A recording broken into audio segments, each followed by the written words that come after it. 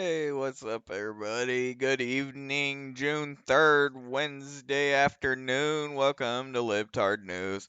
Got a short episode I'm going to kind of threw together at the last minute as I got home. A couple new developments in the war in Iran that are worth looking at, and also a few things on UFO Twitter I wanted to address. I was trying to put in a tweet, but it wasn't coming out right. So we'll go ahead and just get it out of the way here. But first thing we're gonna do is I just wanted to address this one thing.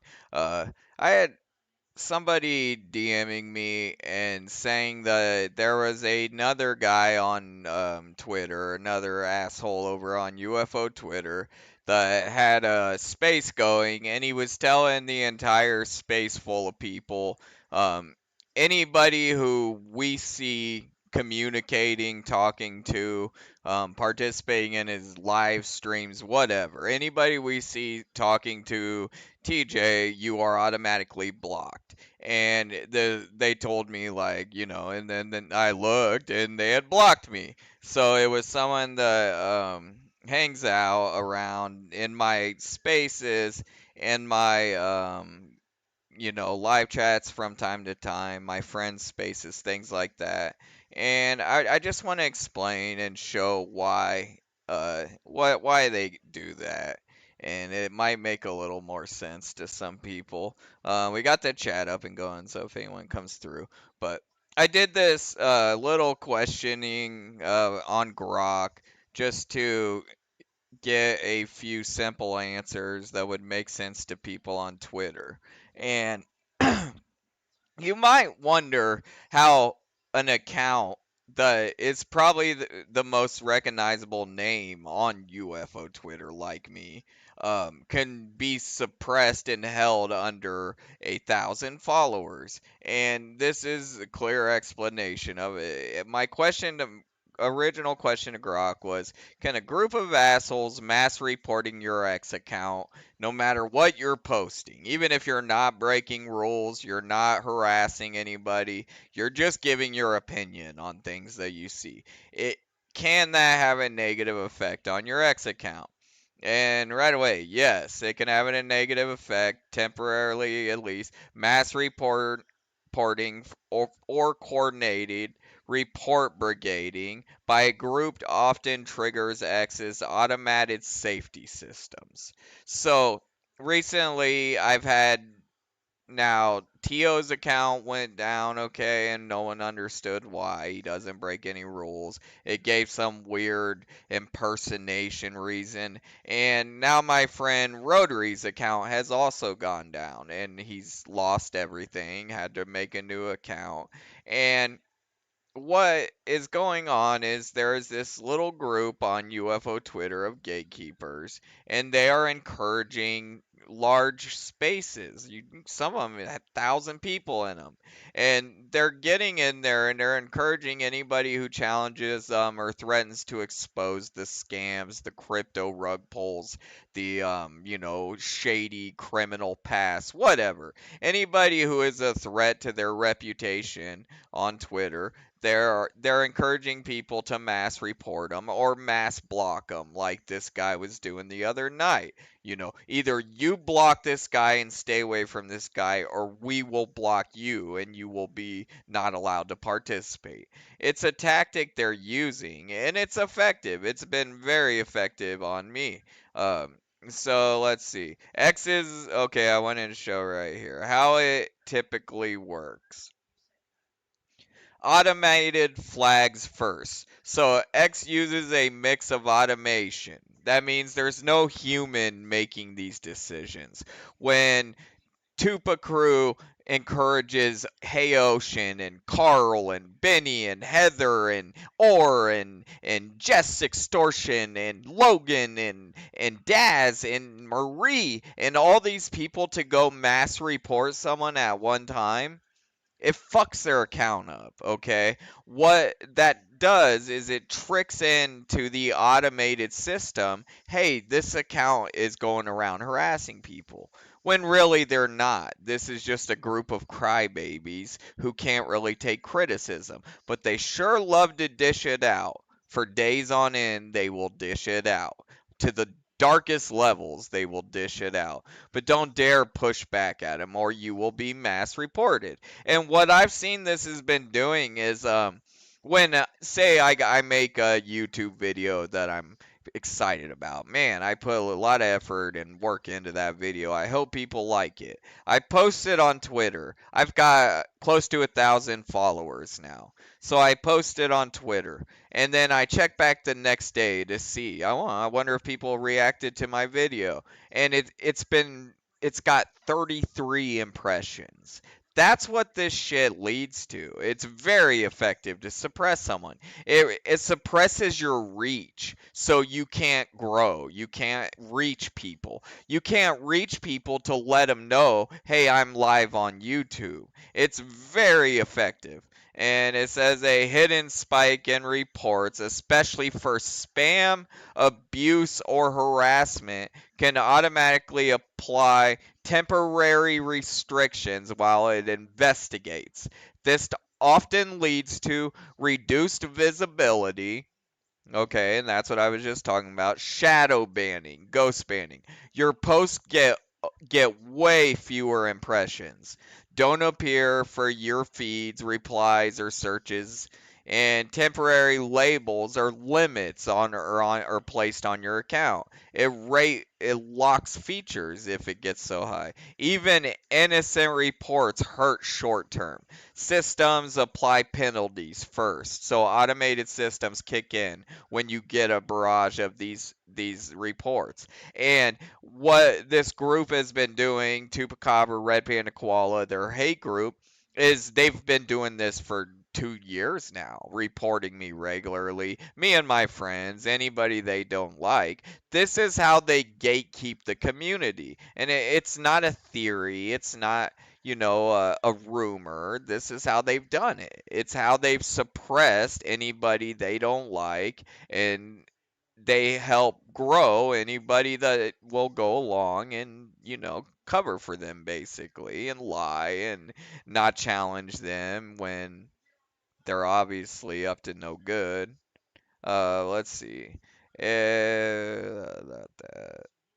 Okay, and it said I wanted to show this. It says right here, X explicitly prohibits misuse of the reporting system, including coordinated or bulk false reportings. And that's what these guys are doing. And I think that's also how they recently got my buddy's account locked. Um, I think if you can get enough people, like, one of these goofy gatherings where they have several hundred sheeple in there, all Tupa simps, MAGA crazies, if you can get them all in line to mass report all at the same time, dude, I think it'll lock your account.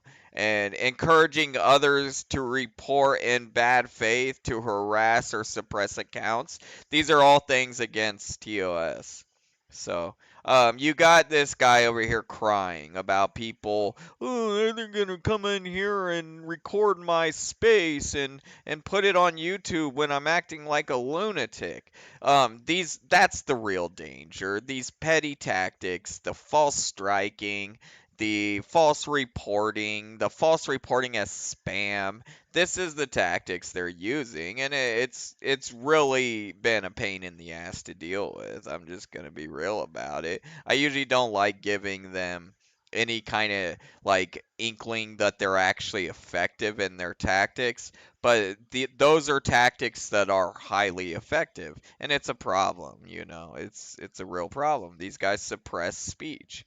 Um, all right, we got a good show. We're gonna check out UFology SWAT. Here in a little bit, they got some new videos up I haven't put out. We're gonna do that last. We're gonna get into Midas Touch videos. We're gonna go over some. The Young Turks had a good video up. I think that's what we're gonna get into first. So let me pull up the the window share, and I think I made it look a lot better. Let's see if it. I was working on it before, and I believe I was able to crop it off where it'll look better. Let's see. Whoops. Man, I'm messing everything up. Yeah, look at that. Oh man, I've been wanting that for so long, bro. I've been asking people, like, how can I crop my YouTube capture so it's just the video and it's not the box and everything, like all the actual search window and browser. Like, I just wanted the video to be visible. And I figured out how to do it on OBS. So, man, it looks so much better. Dude, I'm so stoked. Oh, I'm stoked. I was hoping that was gonna be able to transfer over. Cause when you go and switch windows, I thought it might jostle and mess it all up. All right, first one we're gonna watch. We're gonna watch these Young Turk ones from yesterday that I didn't get to. I thought they were important, so let's get them going. I'm gonna smoke. I noticed my hair started to thin around the crown of my face and the top of my head, and it was pretty We'll devastating. see if when we I get found out people about in. Restore, I can tell you, you see the results. It was like a miracle. Anybody coming in later on, if you want to support financially, you can do so at buymeacoffee.com/TeeJay Felony. Getting your domain on Wix. Give me 1 second. Even though you can do so at buymeacoffee.com/TeeJay Felony. You can support anonymously. Just leave your name blank. Please follow me on X at Felony Talk on S. Please subscribe, like, share, all that crap. We have spaces and everything over on X, but lately I'm trying to push away from the ufology topics, so I'm trying to do more politics stuff. My views are going to be low. I understand this. It's going to take a while for me to build an audience away from this ufology MAGA cult that has been developed over on Twitter that I'm trying to just do anything to get away with. And yeah, we're going to talk about that later. But let's watch Young Turks, and dude, Anna is lovely. 6 out of 10 Americans now hold an unfavorable view of Israel. It looks like the House is moving toward integrating Israel's military with our own, which would be a disaster. This is big, guys. It seems like the point here is to further conceal the amount of support and military aid the United States provides to Israel to carry out their border expansion project. Cenk, your 2 cents. Exactly. So we're going to explain in this video here what the integration means. What does it mean to merge the U.S. and Israeli military? I mean, it sounds so. You did catch that. They are talking about merging Israeli defense forces with our military, like making them a joint unit. And this is shit the media is not covering. And it's crazy. Absurd when you say it out loud. And that is what they're planning to do now, our deeply disgusting, corrupt government. But secondly, why is it so dangerous? So we'll talk about that as well, Anna. Now, this is a provision in what's referred to as a must-pass bill, right? This is the National Defense Authorization Act. It has to be renewed and passed every single year. And buried deep in the House's latest version of the 2027 National Defense Authorization Act is something known as Section 224, which lays out a complete marriage between the US and Israeli militaries. So as reported in Responsible Statecraft, Section 224 lays the groundwork for bilateral research and development, co-production of weapons, joint ventures, licensing agreements, and seemingly every manner of US-Israeli military-industrial complex cooperation. In fact, the report goes on to say that this provision would greatly expand coordination to seemingly every area of defense technology, including AI, quantum, autonomous systems, directed energy, cyber, biotech, and many more. It also proposes network integration and data fusion. In other words, the US military's data could soon be the Israeli military's data. And by the way, I mean, honestly, this just seems like a robbery to me. Like, Yes. we're already providing tens of billions of dollars for Israel's current slaughter campaigns, on top of the $4 billion we were already giving them each year as part of the MOU that was signed in 2016 under the Obama administration. And so Americans are increasingly frustrated that we are bankrolling Israel's atrocities. And so this is a way of, ensuring that the money that's allocated for our military just goes to the Israeli military as well. Yep. So guys, what happened is the Israelis got caught, right? And so one of the most effective points against the Israelis has been, why are we paying for all this? So they've now done two different strategies to get around that. So number one is say, oh no, we're weaning ourselves off. We're not gonna ask for aid anymore. Now, that's actually not the full story. Netanyahu in that same exact statement said, so we're only gonna ask for 10 more years of aid. But that's not weaning yourself off. That's a whole nother decade of aid. And by the way, once they get to the 9th year, guess what they're gonna say? Oh, situation has changed and we're under attack and we have to do self-defense. You have to give us another 100 years, right? So no, that's an utter lie. And by the way, American media did not tell you the second part of the sentence. They might have buried it in the 17th paragraph, but the headlines were, Israel doesn't want any more money.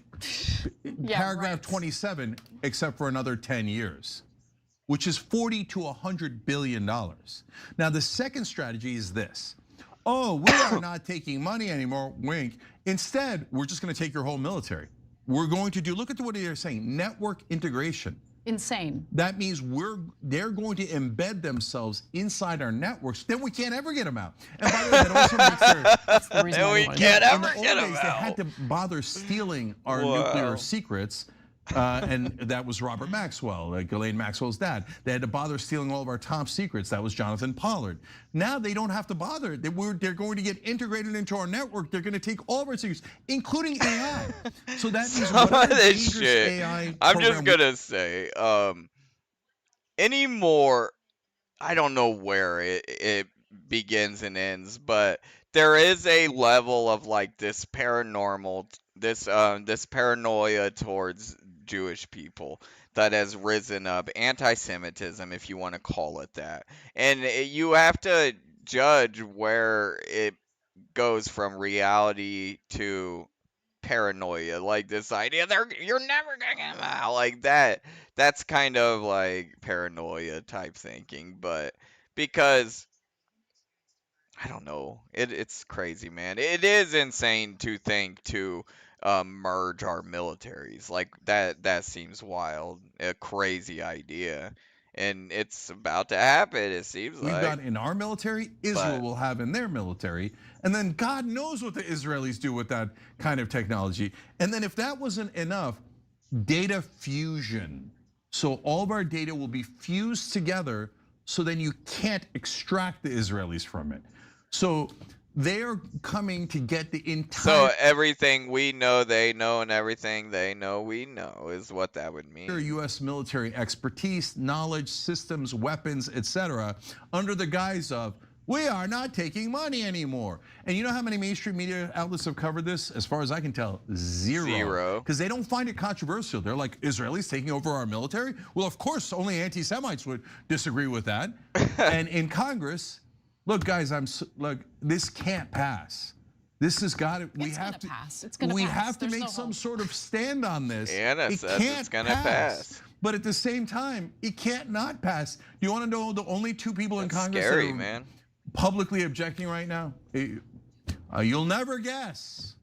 Ro Khanna, Tom Massey. Okay, I need to understand where the F are the progressive members of the House? Where are they?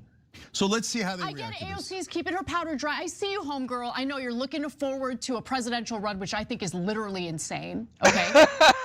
Mint's premium wireless is AOC. $15 a month, but I'd like to offer one other perk. We have Can you do something for once in your life that actually matters? You know, in the position, this amazing position of power that you have.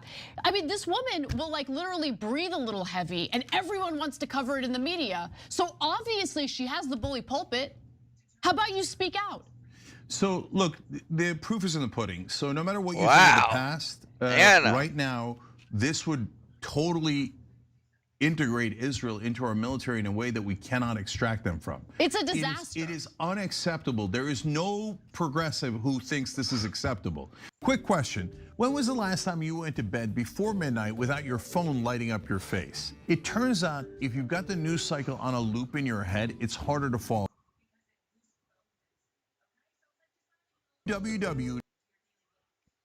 Israel will just take it all, right? So if people, and guys, it's not just a matter of how you vote. It's easy to hide in a cave and vote the right way when you know you're going to lose the vote. The question is, are you going to fight? Are you going to come out and say, hell no? And Anna's absolutely right. When AOC sneezes, the entire press covers it. 100%. So if she chooses not to fight on this, that is a super active choice. Dude, and that is true of Greg Casar, who's the head of the Progressive Caucus. That's true of everyone in Congress. All of them. Jayapal, et cetera, every one of them, right? If they choose not to fight on this, not just the Democratic establishment, but that will mean that everyone outside of Roe, because Roe's already I'm amazed people ain't talking about this. I wonder if my group chat know about this. People in my group chat. They're trying to merge the Israeli military with the US military. On the board, but anyone who's on the board, great, we'll show you, right? Outside of those few people, that means they're all useless and they're never gonna fight for you. If you don't fight on this, that means that's a core betrayal. You'll never fight for us. But why would they even hesitate? This is I don't get it. Approximately 100% of Democrats agree with us on this. All right, let's get to the next one.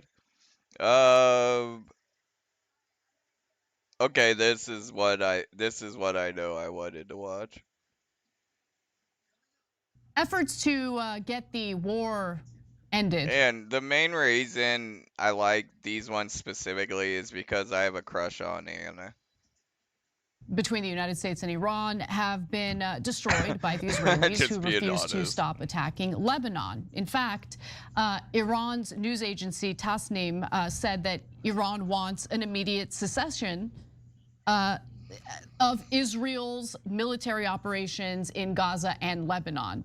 Now, the real sticking point here is Lebanon, which Trump seems pretty ill-informed about because oh, surprise, surprise. The diaper Don is ill-informed about something. He was asked. So what's happening is this is blowing up peace talks between the US and Iran, is this Lebanon situation, because Iran is including Lebanon. They want Israel to stop hostilities in Lebanon. And they agreed at one time. Trump said he would, but Netanyahu basically told Trump, like, you know, you're not the boss of me, and it's causing problems. What's going on with Lebanon? Here's what he said. I also asked him about Netanyahu and the Israelis. I asked, it seems to be that the Iranians are saying they're not going to negotiate until Israel stops attacking in Lebanon. Have you talked to Netanyahu about it? I asked the president. He said, this is about 40 minutes ago. He said, no, but I'm going to ask him what's going on. It's brilliant because Iran took this mistake that, you know, the United States and Israel made this mistake and attacked Iran, and they're using this as an opportunity to force Israel out of Lebanon also.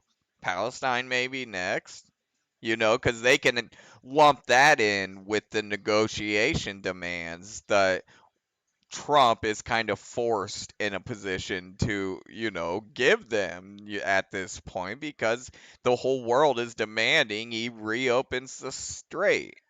He's costing everybody money. Going on with Lebanon. They've been fighting for a long time.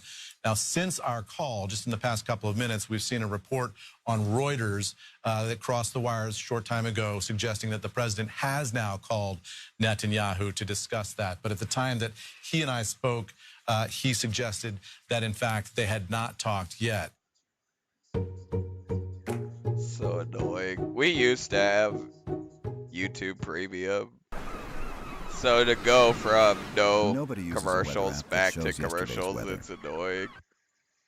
Yeah, I gotta hit Bibi up and ask him, what's going on with Lebanon, man? What's going on with Lebanon? That's the president of the United States, okay? The guy who's shelling out billions of dollars to Israel so they can carry out their slaughter in not just Gaza, but also Lebanon. Okay, so following his call with Netanyahu, Trump posted on Truth Social, I had a very productive call with Prime Minister Bibi Netanyahu of Israel, and there will be no troops going to Beirut, and any troops that are on their way have already been turned back.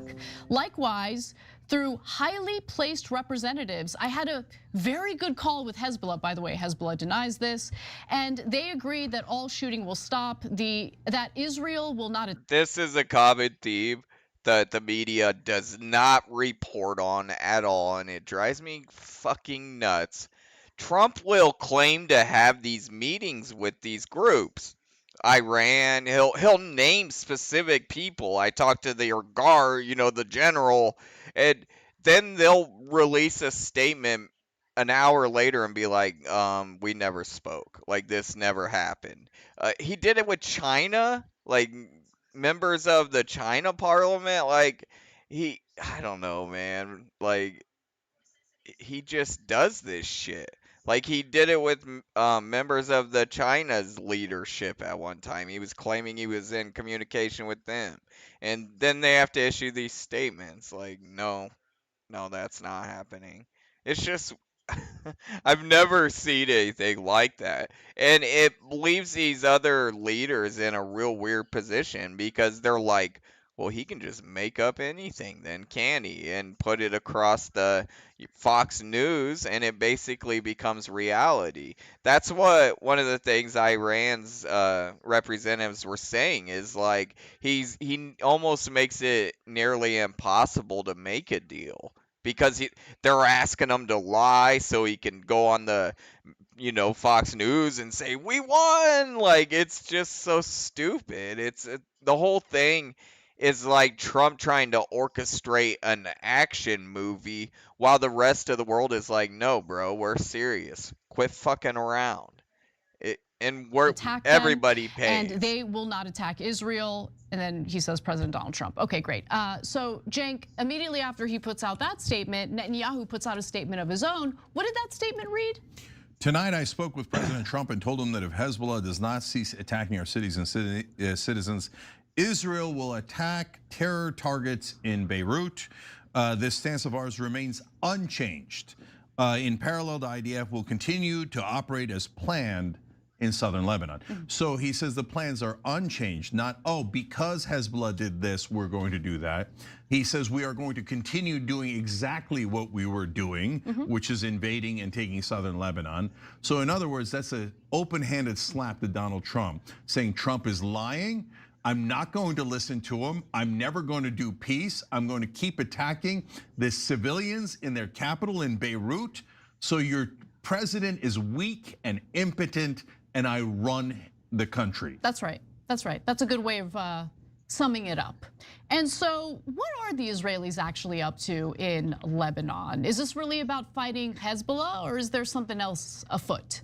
Well, let me read tell a us direct about statement it, Anna. from Itamar Ben-Gvir, right? One of the top politicians, most influential politicians in Israel. He debuted his plans for Beirut. Here's what he said, quote, "We say in all honesty, the suburbs of Beirut need to be flattened." Israelis are really good at that, as we've learned. They need to be flattened. I oppose the previous ceasefire, and today I'm also saying the suburbs must be flattened. The Israeli army is doing its job. Well, what else do you need to see?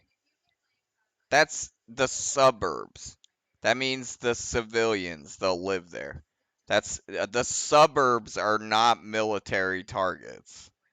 That means we're going in and we're sweeping and clearing. That's a genocide. What really hurts them in the suburbs, he says, we need to target them, flatten them, and completely destroy them. Again, flatten the suburbs. Hezbollah is in the suburbs. I'm sure there are monsters and boogeymen everywhere to justify your slaughter campaigns and your Guys, this has to stop. I mean, they're gonna try to do what they did in Palestine. And it's not anti-Semitism to say that's a genocide. They're targeting civilians. I mean, it is what it is. destruction of civilian infrastructure and residential property. That's why we have to eliminate Hezbollah's presence in the suburbs, right? Oh, the suburbs. So I guess Hezbollah. So they're hiding under the suburbs. Just like they flattened, Palestine's schools and hospitals and said, well, they're hiding under there. And now they're hiding under the suburbs, I guess. This is becoming a common theme. I mean, I'm sorry, Hamas was in every single building imaginable in Gaza where that enclave has been completely flattened, right? But anyway, today Ben-Gvir also told I haven't watched to push back this, on by the any way. demands by President Trump to end the bloodshed in Lebanon like a true terrorist would. And over the weekend, Israel seized Lebanon's Beaufort Castle. There's no Hezbollah there. I should be very clear about that.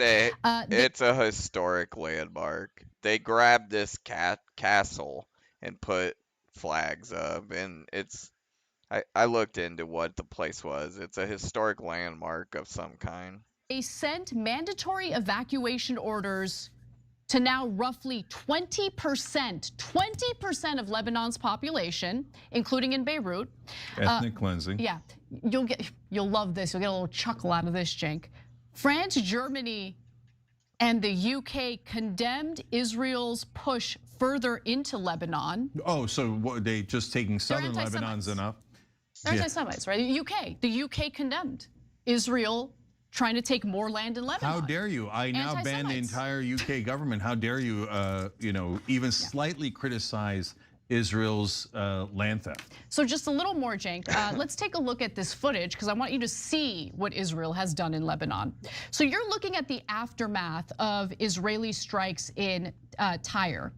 So 3 residential buildings, by the way, were completely demolished with many civilians trapped inside. You're looking at footage inside a hospital that was targeted as well. Look at that, man. Yeah, of course. Look at that. There's on that whole block, it only looks like there's one building left. As usual, this is the Jabal Amel hospital that was wrecked. Hundreds of emergency workers, medical workers have been targeted and killed in Lebanon. At least what the fuck, 6 people, by the way, died in the strikes that you're looking at right now. Over 20 were wounded, and those are just the casualties we know about. It's the same format too. Like, you got bad guys hiding in there, so we gotta level everything. It's like, how long are we gonna let them do this? I'm sure the toll will rise. The intensive care unit suffered the most damage in this hospital, and it was crowded with patients as these strikes were taking place. All right, you got to stop buying generic Viagra if y'all over 40. You can get 9 pills of 100 milligram generic Viagra for just $7 with free shipping from Friday Plans. If you think it's a scam like I did. Quick question. When was the last time you went to bed before midnight without your W? And then they'll say, and the American media like dogs will repeat, oh, they don't intend to hit civilians. They've just made 76,000 mistakes in Gaza, and now they've made over 3,000 mistakes in Lebanon. Golly gee, did we murder your kids? Oh, well, you're not allowed to say it. We're allowed to murder your kids, but you're not allowed to accurately report that we murdered your kids. In that case, the kids survived, his parents were dead, but that's because the terrorists try to murder everyone. Oh, the kid was left alive. I'm surprised they didn't do a double tap, which is another Israeli specialty, because they're terrorists and it's super obvious, unless you're brainwashed by the American media that works for Israel. And just to give you an update on the death toll since. Man, the world is just so bleak right now. It's March 2nd. So March 2nd wasn't that long ago. 3,433 civilians killed, 10,395 wounded in Israeli attacks on Lebanon. Again, since March 2nd, Israel has killed over 1,000 people per month in a country smaller than the state of Connecticut. Yeah, that's an important stat. Israel has killed over 1,000 people per month in a country smaller than the state of Connecticut. You got to keep in mind how little these targets are that they're going after. 10,395 wounded since March. That's cut like 3 months, man. And guess It's what? horrific. We, the American people, are bankrolling it. We are supporting it and bankrolling it. No. Okay, guys, this is unsustainable. So look, we're now at a point where things are going to have to give. So we've been going in a way that if we pulled out of the war with Iran, there was some chance that Israel could get their bearings back, get their feet on the ground, and go back to the propaganda, back to being the victims, and begin to deceive us with the American media 100% as their allies, right? Telling you there was no genocide and they're doing self-defense and all that. But now Israel has made a decision in the statement that I read you. Trump, if Axios is to be believed, and Trump is to be believed, called and said, stop attacking Lebanon. Netanyahu, after the call, said, no, we're going to keep attacking Lebanon. There's nothing you could do about it. So that leaves us at a decision. So if we decide to make a peace deal with Iran and cut Israel out of it because they refuse to go to peace, okay, then great. We control our own country. That's still a disaster. It's a disaster for the world to deal with, and we'll keep talking about it. But at least American sovereignty is ours, and we can get our country back in some semblance of sanity. But if because Israel said, shut up, America, you're going to go back into the war, and we go back into the war, which is, I have at about 98% chance, what's going to... This was from yesterday, and that is basically what happened. We're going to watch a couple other videos, but last night, Iran and the United States exchanged strikes, and it seems like both sides are kind of rearming and getting ready to engage again. Let's go ahead and get into the other videos. Here, this is the video that I wanted to show. Trump has 1 a.m. meltdown as war explodes again. That was the Young Turks on YouTube. Go check out their channel. This is Fair Use. I'm educating the public on the war in Iran. And this is Midas Touch News. These are some of my favorite sources. Fans pay more attention than me when I hear my own song come on. Imagine advertising to that audience. Lizzo! Listen up. I'm so glad I got Donald to see Trump was skinny having a 1 Lizzo. a.m. meltdown as Iran responded with force after the United States struck a tanker that was trying to get past the U.S. blockade in the Persian Gulf. In addition, we saw massive escalation in Russia's... Yeah, you heard it correctly. We struck a tanker that was trying to get through. ...war against Ukraine. Russia bombarding Kyiv with ballistic missiles, hypersonic missiles, and drones. Goodness. And then we saw Ukraine responding with strikes on St. Petersburg and critical oil depots throughout Russia. Donald Trump, throughout all of this, was making social media posts like this. Trump 007, and it's... Look at that corny shit. While there's wars exploding all over the place. Dude, this guy he's like your grandpa that just discovered like AI. Or he's like your uncle, your weird uncle who just learned how to do like clip art and stuff. And he's always doing these dumb like AI, pictures of cartoons with him and the Statue of Liberty, and this guy is such a joke. The fact that anyone would try to pretend that this is cool, any of this shit, it's so weird to me. If you took the United States from the Bush era when George W. Bush was in office and slotted them in right now, dude, they would destroy this guy. We were so awful to George W., and he wasn't nearly as embarrassing as this guy. He wasn't a child predator, like his wife wasn't a fucking Russian escort. Come on, man. Some weird photo of him as... She might not be. What, she's Chechnyan or some shit? Like James Bond. That's what he was posting at 1 a.m. Donald Trump posted photos of himself with Whitney Houston from like the late 80s. Whitney Houston. Like, this is what I'm talking about. It looks like he's like just learned how to make little graphics where you can put captions and stuff in place. This is him trying to make himself look like he's not a racist piece of shit.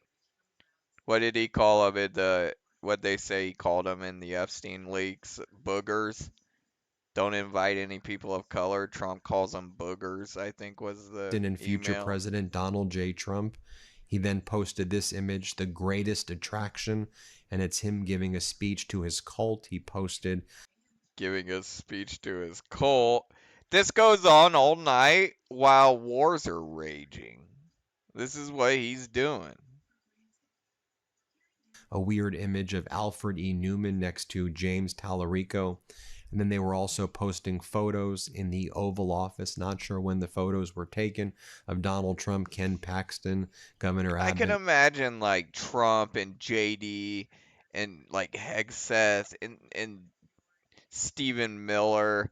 These guys are so creepy, and I can just imagine them all in the Oval Office like sending out memes. And that one guy kind of looks like Alfred Newman. Oh man, I'm gonna get that. Like, this is our fucking president doing this. He acts like a high school kid. Like, the lieutenant governor of Texas, all holding up photos of James Tallarico like they're little toddlers. No offense to little toddlers, but there's real serious things taking place around the world, and this is how Donald Trump is behaving. They're This elitists. Spiraling out of control at 1 Nothing a.m. matters to Here's them. what we know took place. So the U.S. struck a ship attempting to run the blockade. The IRGC responded by attacking a ship in the Strait of Hormuz. The U.S. then bombed Qasem Island. If you didn't catch that, the first strike was the United States striking a oil tanker that was trying to push through the embargo that we've put around, and in retaliation for that, the Iranians struck a U.S. ship, apparently. And then the IRGC attacked Bahrain, Kuwait, and Iraq. And then immediately following that, there were rocket barrages in New Kuwait, Iraq, and I believe they hit the Emirates or Arab Abraham Emirates. Razi, an Iranian parliament leader, posted, Americans have shown that they understand the language of missiles better than the language of diplomats. Damn, the Navy and Aerospace Force kids of the IRGC are fired up. Here's more of what we learned. Iran launched massive ballistic and drone attacks, striking the U.S. Fifth Fleet headquarters in Bahrain, along with U.S. bases in Kuwait, Ali al-Sam, Arifajan, and an oil tanker near Dubai in response to new U.S. strikes on That's Qasem. the photo I saw. There was a photo going around on Twitter of an oil tanker with a hole blown in the side, and Iran was taking credit for it. And I'm pretty sure that was the photo, the one near Dubai. Iran says is officially banded the tit for tat retaliation. So they're saying we're at full scale war now. Island and an Iranian oil tanker near the Strait of Hormuz, per Tasnim, which is Iran's state media. Iran says it has officially abandoned its tit-for-tat retaliation, now striking back at least 1.5 times as hard for every U.S. attack, with IRGC warning that, quote, disrupting the security of the Strait of Hormuz will have a heavy price for the invading U.S. military. I always think about when that shit's going on out in the water. It's the destruction to the environment. I mean, think of all the oil and stuff that's getting dumped, and we're destroying the entire environment while we're waging this war. Mines everywhere. So previously, during this fake ceasefire, the U.S. would strike an Iranian target. The Iranians would strike a similar target, and then they would kind of go back and forth. Now Iran's saying, we're not going to play these games anymore. If you keep on violating the ceasefire, we are going to unleash a force that is multiples of what you are expecting, and we're going to show that we're fine going back to war. If that's what you want to do, Donald, if you want to go back to war, you know, Marco Rubio said, we're not at war anymore. Just think about Rubio telegraphing the weakness there by saying, the war's over, it's all done. And Iran's like, you are doing this fake ceasefire where you have Israel invading Lebanon, where you're out there striking our targets, and we're just not going to play this game anymore. So we're going to strike air bases in Kuwait and Bahrain. We're going to go after tankers that we know have a high degree of sensitivity to the United States. One of the tankers that they just struck in the latest salvo of these open hostilities was a tanker belonging to an oil magnate who's very close to Donald Trump, and they targeted that. Dude, they know. Like, they know specific tankers whose oil it is. Specific tanker on purpose, knowing that the owner had a close relationship with Donald Trump. And then the United States CENTCOM claims, oh, we were able to strike down all of the drones and ballistic missiles, and none of them reached their targets. But you know, we actually have video footage again, and we see what was actually going down. You know, we see footage of a Patriot interceptor that was also failing just after launching during the Iranian attack. And the Patriot interceptor, you'll see it's like going for the target, then it actually goes and it strikes an area over here in Kuwait. I'll just show you what this video looks like. Let's play it. Some of my favorite ways to keep dinner simple, easy, it's an interceptor missile. They said failed. Just a laxative. En route. It's Miralax. It works with the water in your body for gentle relief. Miralax. Oh. What happened? Iran released video of its. I'll just show you what this video looks like. Let's play it.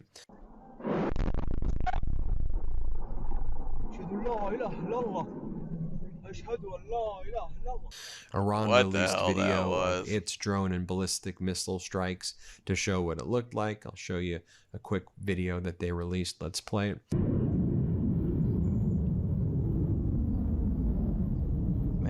And then I want to talk about what's going on in Kyiv right now.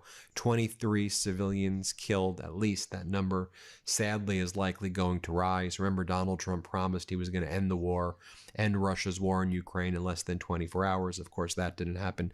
Hundreds of civilians in Kyiv have been injured. This has been one of the most devastating attacks on Kyiv since the war began, if not the most devastating attacks. I'll show you this new video over here from last night's large-scale Russian drone and missile attack against Ukraine, which killed all of these people. Russia was using some of its hypersonic cruise missiles as well to strike civilian targets in Kyiv. And while all of this very serious stuff is happening, Donald Trump's out there posting reflecting pools and pictures of 007. Talking about fucking aliens. Got you all chasing fucking spaceships and stuff. And pictures with him and Whitney Houston. I mean, this is some deranged and demented stuff right here. Let me just show you some video footage so you can see firsthand what Kyiv looked like last night. Here, play this clip. Oh man. Those are the supersonic ones. Those ones are so scary looking in the videos. They like hover for a second and linger, and then they like a supercharger kicks in and they target. The ones from Iran, they have some of those too. They get through the Iron Dome, it seems like. God, those people, man. Ukrainians deserve to have peace. They've been living under this for so long. More photos and more videos coming in from Kyiv. I'll show you another portion of that so you can see for yourself. Let's play it.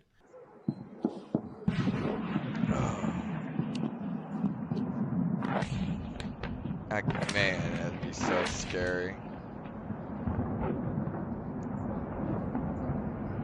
Right into the city.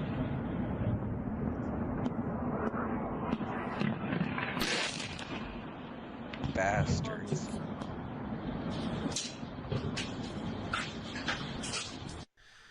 Now, I also want to show you what's going on in Russia over here where you can see St. Petersburg, which is over 500 miles from Ukraine.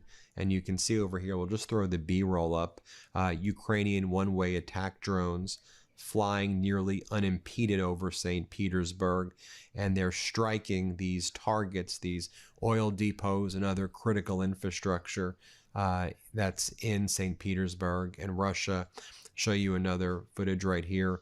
The St. Petersburg International Economic Forum in Russia started as well. And here's, I'll show you what it looks like over here. Let's just play this video footage so our viewers can see what's going on, so you can see what's going on. Let's play it. Play it, Ben. Jeez. Stuttering Stanley.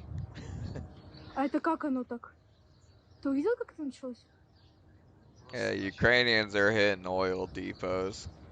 They seem to be really careful. Said that there are no wars and everything's solved and everything's great, and this is what he said. One thing about the Ukrainians, when you see footage of their attacks, they seem to be really careful not to hit civilian infrastructure, oil depots, factories, steel factories, weapons, ammunition plants. Those are military targets. During his testimony, let's play it. It's billions of dollars of reconstruction costs just to get to where they were 6 months. Mr. Rubio, you keep telling us how we're winning this war. The president keeps saying, well, the war's over. Completely annihilated. The war is not over. And yet the American people... That right there is the biggest problem. He just said the war is over. This war is not over. They exchanged rockets last night. Like, that, the war is not over. So how are you conducting a full-scale war at night and telling the American people there's no war? It's unprecedented because everyone's out chasing fucking aliens. Y'all are out of your goddamn minds with that shit, man. The deep state is conducting wars and y'all are out chasing UFOs. See how we're losing at the pump and with their costs, and yet this thing still hasn't been resolved. Every day he tweets out, oh, we've obliterated them, we've annihilated them, they're going to surrender, but yet we still find ourselves spending billions of dollars a week Senator on Booker, war abroad. You've gone way over. And it would be nice if we had hearings where people... Thank you, Senator Booker. Senator Scott. Now, with all this, again, very, very serious developments happening, we obviously need to have the top people, right, working in Homeland Security, working at the CIA, working at the DNI, working in critical intelligence apparatus within the government. Well, here's something that we learned yesterday. The Trump administration has appointed Elias Irizarry, a convicted January 6 participant, to a Pentagon counterterrorism role at the Defense Department, requiring access to highly sensitive military information. Irizarry, who was 19 during the... There you go. That's who is leading the country right now. He was 19 during the January 6th riot, and now he's counterterrorism role. These are the whack jobs that the Trump regime is planning on unleashing on people like me here shortly for speech on Twitter and things like that. That's why they designated Antifa as a terrorist organization, because they're going to unleash these little whack nuts to come and try to arrest us. The Capitol riot, pled guilty to a misdemeanor and served 14 days in jail before receiving a pardon for Donald Trump in 2025. So this guy now gets access to our highly classified information. You also have Bill Pulte. From yesterday I reported on this, the director of the Federal Housing Finance Agency and chairman of Fannie Mae, Freddie Mac. He's a trust fund guy. He was put into this obscure agency position to be the director of Federal Housing Finance Agency and the chairman of Fannie Mae and Freddie, so he can go into people's mortgages and then help launch prosecutions against Donald Trump's political enemies by saying, oh, you're not paying your, you misrepresented things on your mortgage statements. Well, now he's going to get access to all of our most top secret and highly classified information. He has no experience in the intelligence community, no experience at all in the defense industry, and he's the type of guy who Donald Trump appointed. And here's what Senator Thune had to say about that when he was asked about Pulte. Let's play it. Here, you're never just another order number. Anyone can say that. But at McAllister's, we live it. McAllister's? I've never even heard of that fucking place. You sell on your website, Amazon. Come on, you slow. We ship your.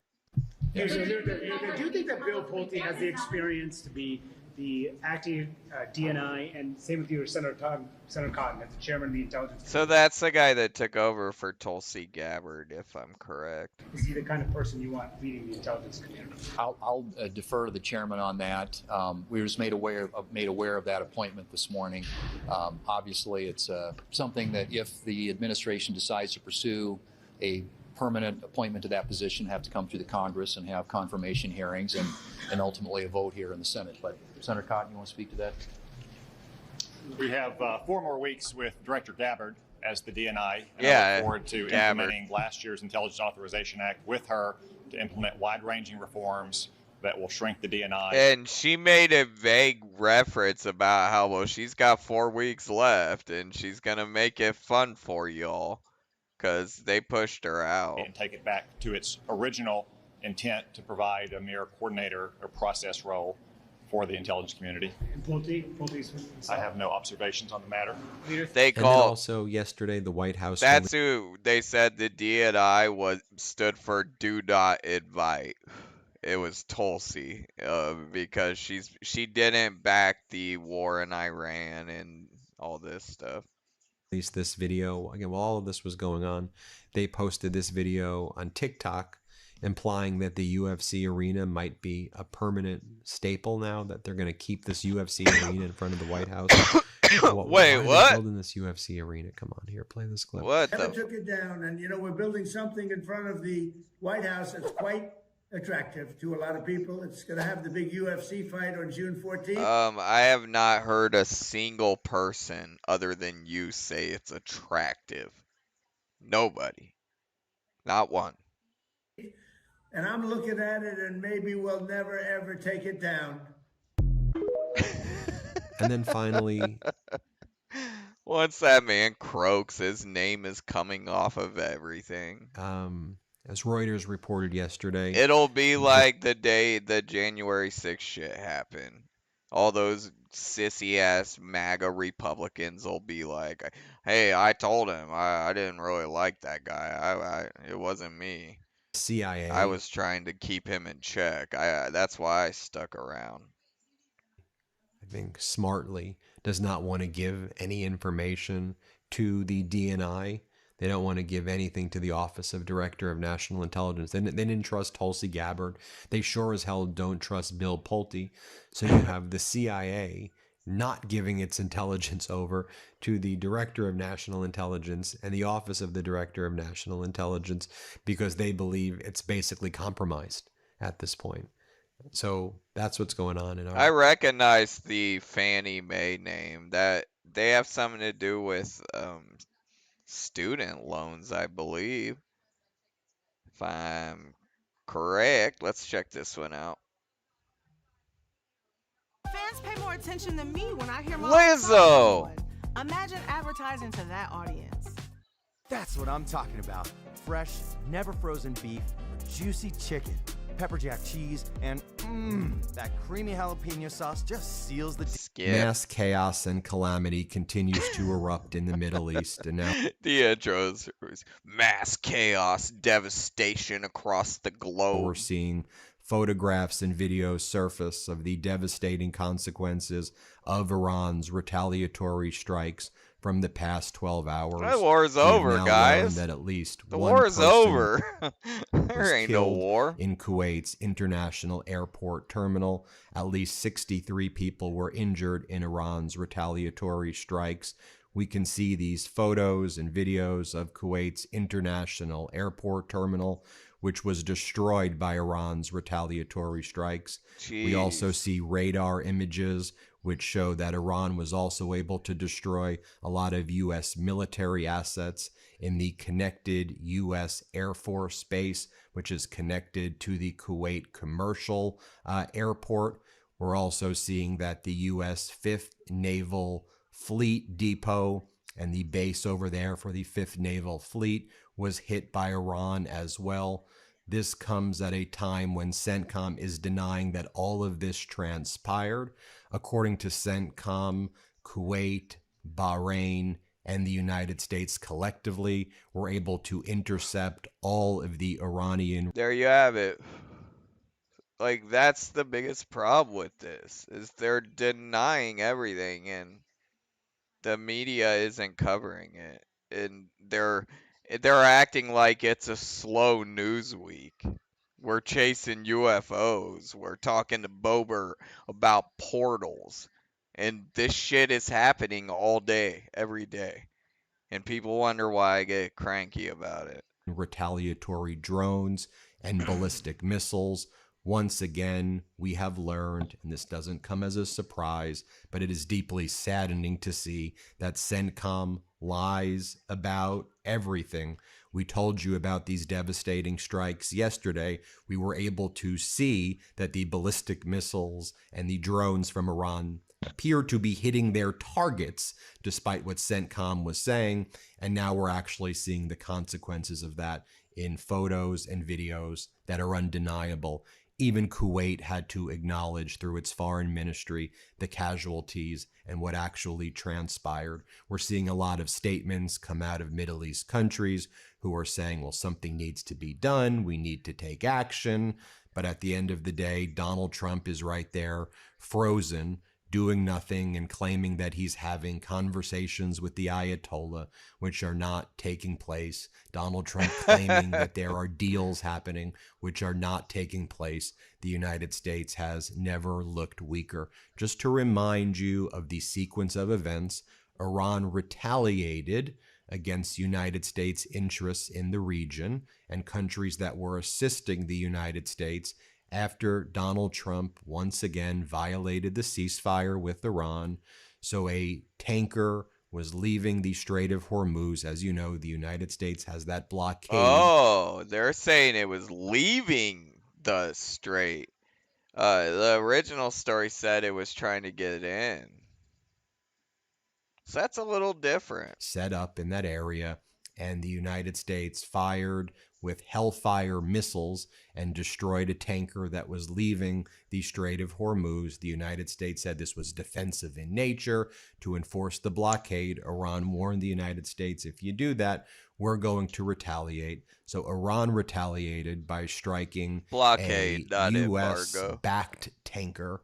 I mean, technically it wasn't flagged in the U.S., but it was a close ally of Donald Trump, this billionaire oil magnate, shipping magnate. That shit right there, knowing like whose tankers and stuff, that's the work of these Iranian hacker groups, Handala, and they're elite, man. They're good at what they do, and they seem to have Trump's organization mapped out. Nate had this tanker off the coast of Bahrain. Iran targeted that ship, to which the United States responded by attacking Keshem Island and Iranian assets, including telecommunications assets and radar assets there. And Iran said, okay, if you're going to attack our assets on Keshem Island and other assets in the Strait of Hormuz, we're going to unleash a real barrage of missiles and drones to show you our capabilities. And despite the propaganda that Trump and Rubio are spewing to the American public and the world, that the Iranians don't have missiles and drone capabilities anymore. Iran said, we're going to have to teach you a lesson here, and we're going to respond with a significant degree of force. So multiple waves of ballistic missiles were sent by Iran and drone swarms sent by Iran to Bahrain and Kuwait, also some areas in northern Iraq as well. And I was showing the videos yesterday and this morning of what we saw happening. Well, now we're seeing the consequences. So here's a photo of the Kuwait International Airport terminal. That's Terminal 1. Interestingly, that terminal was just opened 24 hours ago after being closed because it was destroyed previously during the war. Kuwait made a very big deal about the opening. It was introduced once again with much fanfare, and they showed all of the people entering. So this is important to talk about a little bit. These little countries over there, they made deals with Trump to build his hotels and in return his golf courses, all that shit when he got elected again. In return, he agreed to basically protect them, and that's what you offer as Big Brother. And obviously, these little countries that are kind of vulnerable sitting over there by Iran with little American bases in them. They're not protecting them. They're the ones that are the ones taking the brunt of these rocket attacks. It's gonna cause these countries, especially the Arab ones, to turn against us. And saying that, look, it's safe. Please come here. That's why it was targeted by Iran as well. They knew exactly what they were doing and targeting it 24 hours after it was repaired and open. So you can see the extensive damage that was done right there. This is some fresh satellite imagery we're getting confirming the destruction of drone aircraft shelters located at the military aspect of that Air Force base. So there's a military base, and then there's a commercial airport that are right next to each other there in Kuwait. And so we can see this fresh satellite imagery. You can see the destruction of a drone aircraft shelter, and also some other assets there that appear to look like military bunkers, and they may have stored airplanes or other assets of the United States and Kuwait. We were able to see last night, as noted, the missiles and the drones striking this airport. So it was a bit intriguing when CENTCOM claimed that there was absolutely no damage. This was CENTCOM's statement. An additional wave of Iranian drones attempting to attack U.S. forces in Kuwait failed to impact intended targets tonight. U.S. Central Command Air Defenses successfully downed like they hit multiple their drones targets and ensured no American personnel or assets were harmed. If their target was that airport in Kuwait, I would say they hit their target. I'll show you right here. This is inside Kuwait International Airport after the Iranian drone and missile attack. You can see for yourself. Let's play this clip. Goodness. God, man. Holy shit, we seem to be causing a lot of problems for people around the world. هذا الحريق هذه مسيرة طاحت هني فوق أمل الكويت هذا. Then, taking a look at Bahrain, you can see this footage right here showing the moments when an Iranian ballistic missile hit the U.S. 5th Fleet's naval support base in Bahrain. And I just want to point out, they're striking countries that have American bases or personnel stationed there. And what they're trying to do is show, like, if you're a friend of the Americans, this is what can happen to you. And it's probably pretty effective, especially considering how the Trump regime is so incompetent. You can't trust them to help you, man. You can't put your ass on the line and hope that they're going to come and save you. So over here, And so there was a strike there. And as I mentioned earlier in the day, Iran was able to strike the MSC Panaya, which belonged to this Trump oligarch shipping family, the Aponte family, in Iran. Precision strike on that tanker as well. As I noted, the Iranian drone strike on Kuwait International Airport killed 1, an Indian national wounded 63, causing massive devastation to that airport. We're hearing from Moshe Raza, former IRGC commander. He was like an IRGC commander for about 30 years. He's now an advisor to Ayatollah Mojtaba Khomeini, and he says the following: "The Strait of Hormuz is under Iran's management. We will not allow the continuation of the maritime blockade, and the escalation of tensions in Lebanon will not be tolerated either. The patience of the armed forces of the Islamic Republic of Iran has its limits. Neither in negotiation nor in the ceasefire process will we allow America to overreach. The response to every shot and aggression will be a barrage of missiles and drones. History will not turn back, and the aggressor will be swiftly punished." In addition, yeah, they don't sound like they're defeated, and that doesn't sound like the war is over. It sounds like the war's still going. Hearing more statements from the IRGC, they posted the following: "The enemy is forced to accept the new rules that the Iranian nation and the armed forces have imposed on the field, especially regarding its management and control of the Strait of Hormuz." Yeah, they're saying eat it. We run the Strait of Hormuz now, and we didn't before you started fucking with us. "The resistance will continue powerfully until the complete destruction of arrogant conspiracies, the expulsion of foreigners from the Middle East, and the liberation of Jerusalem with the destruction of the Zionist regime. We will never surrender." An Iranian parliament member. That statement right there, "we will never surrender," I believe that. I mean, it's just, I mean, it's the Arabs. Like, this is the empire that topples superpowers. It's just so crazy that Trump thought he could bully Iran.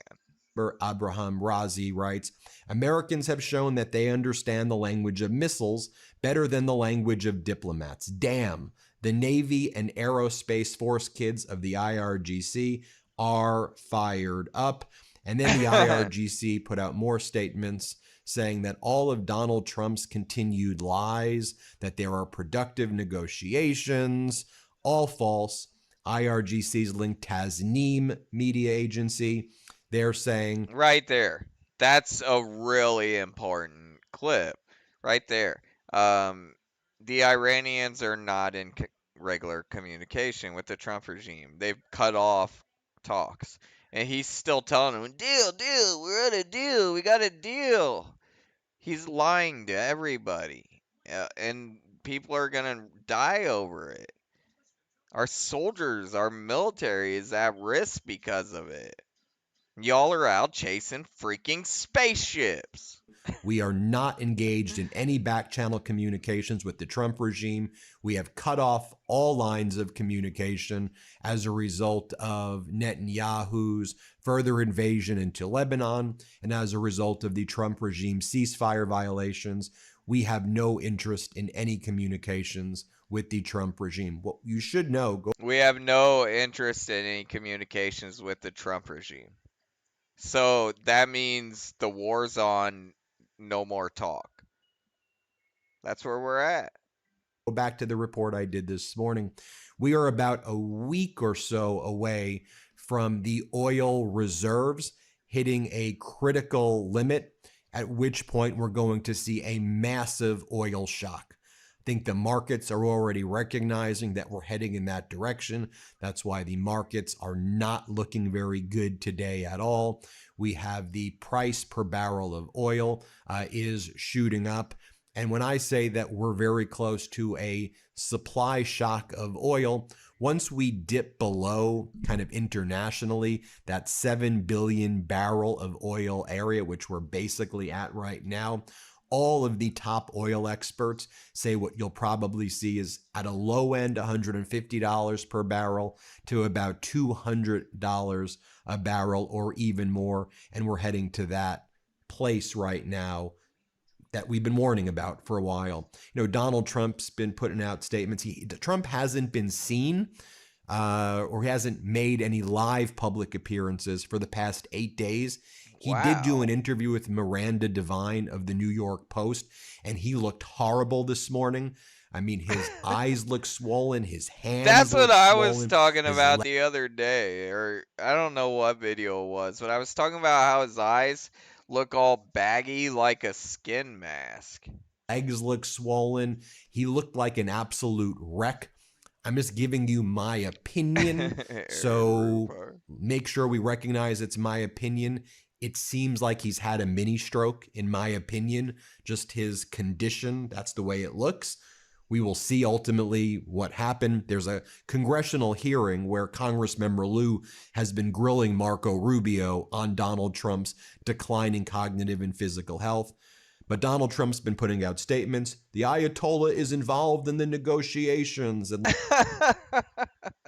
now he's trying to like convince everyone that they are talking to me. They're like, bro, we're not talking. The war is on. He's like, no, bro, we're talking. Trust me, we're talking to him. like the New York Post and Donald Trump having this weird interview where the New York Post, Miranda Devine, she's like, are you talking to the gay Ayatollah? And Donald Trump's like, yeah, we're talking to the gay Ayatollah. Things are going great. We're very close to a deal. I'll probably meet with the gay Ayatollah at some point. Why are they calling the Ayatollah gay? It's just the whole thing is very bizarre here. And it just looks so weak. I think the Middle East nations are saying, okay, the United States security umbrella is not only gone, but the United States security umbrella. The security umbrella. That's what I was talking about with Kuwait and these smaller countries. They had that security umbrella. We went and saved Kuwait from Saddam, the first Gulf War. Is an affirmative threat against us, and now we're being targeted while Donald Trump's out there engaging in this deranged fictional negotiation that's not taking place. And that while Kuwait and Bahrain are being so precisely targeted by this barrage of Iranian missiles, Donald Trump's out there just being like, things are going good. You've got Marco Rubio out there saying, war? What war? We're not, the war is over. What are you talking about? And so let me just show you what Donald Trump said. This is from this morning with everything that I just showed you. Donald Trump says Iran is a massive success right now. Here's what Trump said. Well, one thing is working out well. Venezuela was a big success. God, look at his eyes. Iran's a big success. What do you see? I mean, that'll be a big success story. Iran be big success. We've essentially defeated the military. We'll see what happens. We're working on a deal. And if that happens, fine. If it doesn't happen, that's okay too. We'll do it the other way. But the economy. Trump says he really wants to meet the gay Ayatollah. I'll show you this. Let's play it. People we're dealing with, we know they're the people that are leading the country right now. Is it the gay Ayatollah? He's involved, absolutely. Why do they keep calling him the gay Ayatollah? They have a lot of respect for him. So is he's compos mentis? He's not sick in hospital in a coma, as we've been told? Well, I don't know. I haven't had the privilege of meeting him. Right. But I'm not hearing he's doing great. You're doing better. Right. That way, he's not. If you believe the stories, he's missing a lot of different parts. So who's making the decisions? Well, they say he is giving approval because that's the way it has been for a long, long time. His father and then him. I guess it's a succession. But we seem to be getting along quite well. Would you like to meet him or meet any of the Iranians in person? I've never thought of it, actually. It's a very... They're sending posts on it's saying we're not talking to this crazy. Like, don't listen to anything this guy is saying. We are not negotiating with him. We don't get along. Yeah, I'd like to meet him. I like to meet everybody. He's just making this shit up. Like, that's really what's happening. And then Miranda Devine from the New York Post asks him, so, You know, why do you keep changing your mind on everything? Like one day you say there's a deal, the next day there's war. One day you want this, the next day there's this. It's chaotic. Why are you doing that? Is that part of your plan? And Trump's like, yeah, that's exactly part of my plan. No, you just don't know what you're doing. You're a loser. You're not equipped to be anywhere near the position you hold. I don't care what political party we're from. Everybody, whether you're Democrat, Independent, Republican, this guy's just, he doesn't have it. He's never had it, but he's a loser. He's a fraud. He's a criminal. He's a sexual predator. He should be nowhere near this position, but watch what he says. Let's play this clip. And are your tactics where you say something and then change it and then do a peace deal and then break the ceasefire or whatever, is that all about trying to keep the Iranians off balance? Are you sort of messaging to them? No. Because people at home sometimes... No, I don't think so. I just don't really know what the fuck I'm doing. I hear that they feel anxious and confused. That's good. That's good. If they're confused and the Iranians are confused. Right. No. The Iranians don't seem confused. You seem confused. You seem tired, confused, and sleepy most of the time, if I had to pick 3 words. No, it's just the way I am. It changes. I mean, and then you had Netanyahu going on CNBC moments ago, and he said, my relationship with Trump is the same. Things are great. Here, play this clip. So I was going to say, has your relationship at all shifted with him?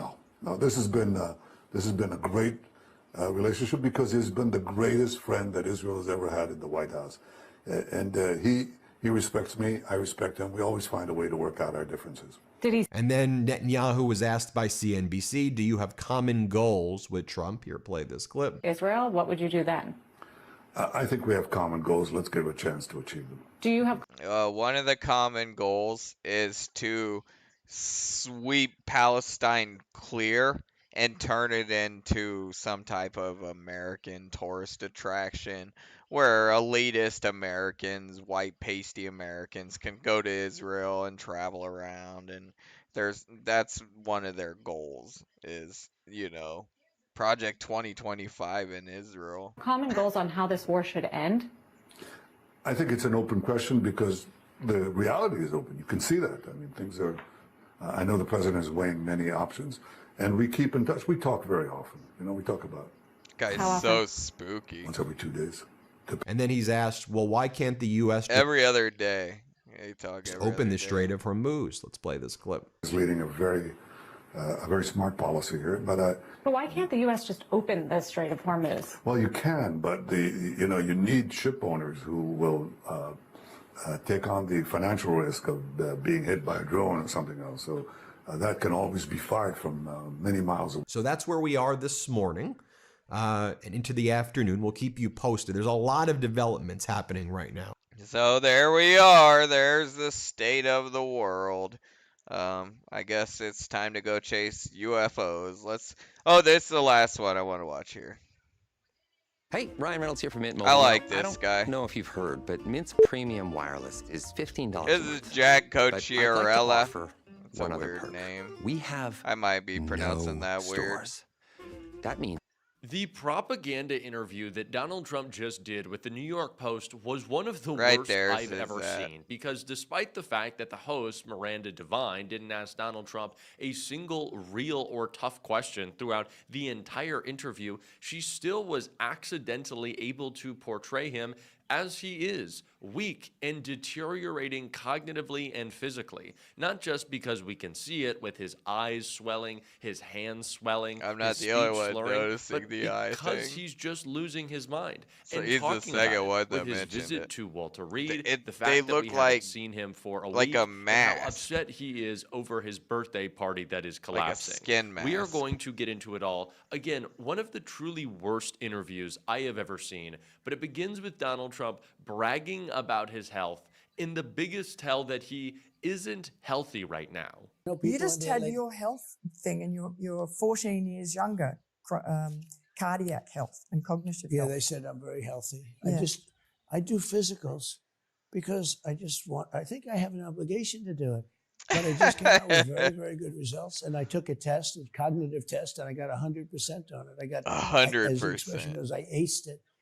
And the doctors told me it's very, very few people can ace that. It's actually a tough test. You know, once you get... Dude, you don't ace these cognitive tests. They've talked about the test he took. It's a test you take to test if you're having early signs of dementia and stuff. There's no good job. It's just like, bro, I didn't see any signs of dementia. He describes this stuff. It's so ridiculous. Past the first half of the questions, Yeah. those questions get difficult. Is it a memory? What is it? 100%. Have you got a good memory? I have a great memory. I have a good look. So far, so good. Yeah. I hope I'm going to keep it that way. Yeah. So Donald Trump says that he continues to do these physicals. He continues to go to the doctor an irregular number of times, too many times, more times than a normal person would, because he owes it to us. Yet he doesn't owe us the release of real information, explanations for the tests he takes, why he's been gone for 7 days, not seen by the public, and doesn't have to tell us. There's still no real explanation for the bruises on his hands, the swelling beneath his eye, the cankles that are busting out of his shoes. You don't owe us that information? No, of course not. Because Donald Trump does not want us to know the truth. He does not want us knowing the truth of his weakness, and that weakness was actually confronted. Of course, this wasn't a real question because the host was trying to set him up so nicely, but about Netanyahu using his idiocy against him and tricking him into the Iran war. I thought that this was the perfect lead-in to the question Donald Trump was asked about his birthday that made him break down, because this was another one in which his broken brain was just fully exposed. What do you say to people who claim that Bibi Netanyahu tricked you into going into Iran? Well, they're just, the enemy. They're just, the Democrats. The Democrats? Come on, man. That's what happened. You even said it. You said, he was getting ready to go in, and I didn't, so we went first. That's what happened. God. These are Democrats. These are people that don't know what they're doing. They want men playing in women's sports, and they want open borders so the world can pour into it. So they try to attach this disastrous war to that culture divide with transgender people. That's a tactic they do. Then open borders. It's racism and bigotry. That's what rallies the MAGA base, and he can always go back to that because it always seems to work on these idiots. Country, and they want has nothing to do with your bullshit, sloppy fucking execution of this illegal war with Iran. Neither one of those topics do. Transgender for everybody, surgery, and they want transgender. Like again, transgender, doing transgender. No, these are just words. That's all they do. That's all they're good for is words. Like, I heard that the other day for the first time. I said, he tricked me. I mean, I'm the one that started it because, again, I don't want to bore anybody, but I started because we can't let them have a nuclear weapon. Oh, now it's the nuclear Israel, weapon again. because they probably would. That's not what you said, though. That's not what you said. You said Israel was about to attack Iran, and I didn't want them to go first, so we went ahead. Those were your words. You didn't mention anything about a nuclear weapon, because if you go back to 2 months prior to that, you said you had obliterated the nuclear program. Obliterated it. So, like, were you lying then or now? Because they can't both be true. You didn't obliterate the nuclear program, and now we got to go back to war because of the nuclear program. One of those has to be a lie. But in Bizarro World, you never get answers to these things. Would be no Israel. Tell you what, if there wasn't me, there would be no Israel right now. And it started off as when I terminated the horrible Barack Hussein Obama, the Iran nuclear deal that he penned. And that would have given Iran that was a road to a nuclear weapon, and I terminated it, which was lucky I did. And then I stopped it a second time with the B-2 bombers flying in and bombing the hell out of them. They would have had a nuclear weapon if I didn't do that There attack. weren't Which, bombers. What's he talking about? The B-2 bombers. There was the rocket barrage where we helped them with the Iron Dome protect, but there was never bombers. What the fuck is this guy even talking about? very few people would have done it. If I didn't do that attack, Iran would have had a nuclear weapon and they would have used it almost immediately. Yeah. And so she doesn't even ask, well, what about how you said you obliterated the nuclear program? Of course, Netanyahu was able to trick Donald Trump into going to war. I think that is universally recognized as the truth at this point. It's what Marco Rubio admitted. It's what Pete Hegseth admitted. All of them have let it slip and made it clear. And Netanyahu loves telling people that. He loves saying that J.D. Vance reports to him. He loves making it clear that Donald Trump is his bitch. It's why that supposed leaks call came out in which Trump was grilling Netanyahu, the most obviously planned leak of all time. Because why? Because he wants to be perceived as strong, the thing that he isn't most of all. Donald Trump is weak. Donald Trump is in decline. We can see it in his lack of public events, the swelling in his face, his complete breakdown over the fact that nobody wants to come to his birthday party, which this host, she tried to console him over, but Donald Trump still lost his mind. That you were going to do, You know all what I those did with it? musicians have fallen. Yeah. They're cowards. aren't People they? like, no, it's not that. They get some free publicity. Look, they're not really cowards, but I never even heard of these people. Right. I never heard of any of them. They're boring. I don't even want them. And when I heard a couple of them canceled out, I said, cancel the whole thing. I don't want to. We're going to do a rally. So now he's talking shit about the artist that bailed on him. His team booked these artists, and when they found out it was a Trump birthday party, they thought it was just a state fair. We went over this in my last video. If you go check out the first episode of Libtard News, we covered this. They backed out because they misinformed them about what it was. They just thought it was a state fair. They found out it was Trump's dumbass birthday celebration. So they all backed out. And now he's saying, I never even heard of any of them. I don't want any of them here. You're the most pathetic motherfucker ever. Your team booked all these people. In a rally, nobody's ever gotten crowds like I get at a rally. Now he wants a rally. 18,000 people at one.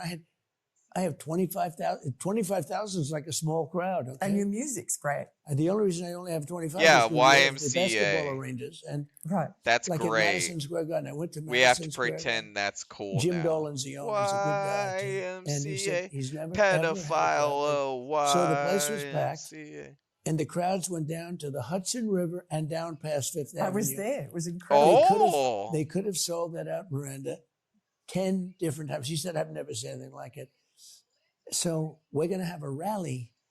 I don't want the... Kid Rock will be there. John Rocker from the Braves. Maybe the Undertaker. Not the spooky Undertaker. American Badass on the motorcycle with Kid Rock riding bitch seat Undertaker.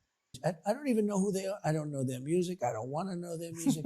But no, a couple of them said, we don't want anything that's partisan. I said, that's okay. Go someplace else. Yeah. And we're not looking to be partisan. We're celebrating the country. But we're going to do a rally, a great, beautiful rally to 250 years. And it's going to be great. Look how his right eye is all poofy. And I think we'll get much bigger crowds. I mean, I'm not looking to work. You know, I've got myself a good job. That's Well, right. we know that. You just want to I do golf get the largest rallies in the history of Dude, politics. his by eye maybe is... 10 times. Look at that, man. His eye is It like is crazy baggy on that the one president of side. the United States is being interviewed by an absolute hack on the day after Scott Pelley is fired for standing up to this regime and challenging Barry Weiss's destruction of 60 Minutes. And the president of the United States is sitting down to have his hand held by a non-journalist who is consoling him that no one wants to come to his big birthday bash. And still Donald Trump is like, well, quite frankly, they're not even that great, and I already had everybody, and everybody loves me, so it doesn't matter. Like, he's obviously losing his mind that nobody wants to come to his party. And increasingly, the reports about the UFC match that Donald Trump is throwing isn't just that he is begging for troops to hit a certain waist to height ratio, right? He wants like slim, thick troops there. They put in the call out for troops that they're going to put around the UFC cage, no fatties. They tried to put height and weight restrictions. They want a certain look. Basically, they want SS men to stand around the But cage. he is actually having Hegseth beg for people to come who hit the certain demo that Trump wants because he knows it might be empty. It very well could be empty. I Donald hope Trump it could is, have ripped man. up the God, White House I hope once it again is. for another failure. I'd be so happy Just if nobody how comes. weak I mean, is that? But talk that about is the Donald- whole military. If you can't find, what, I think it's 2,500 or something. Donald Trump. That is his weakness. And also, it can be seen in the fact They'll that he's still bust them talking about in the if they 2020 have election to. and actually offered up a new theory about They'll January just 6th that shows how stupid he Make is. a unit come It was a in. great. I'll tell you, 2024 was a great election.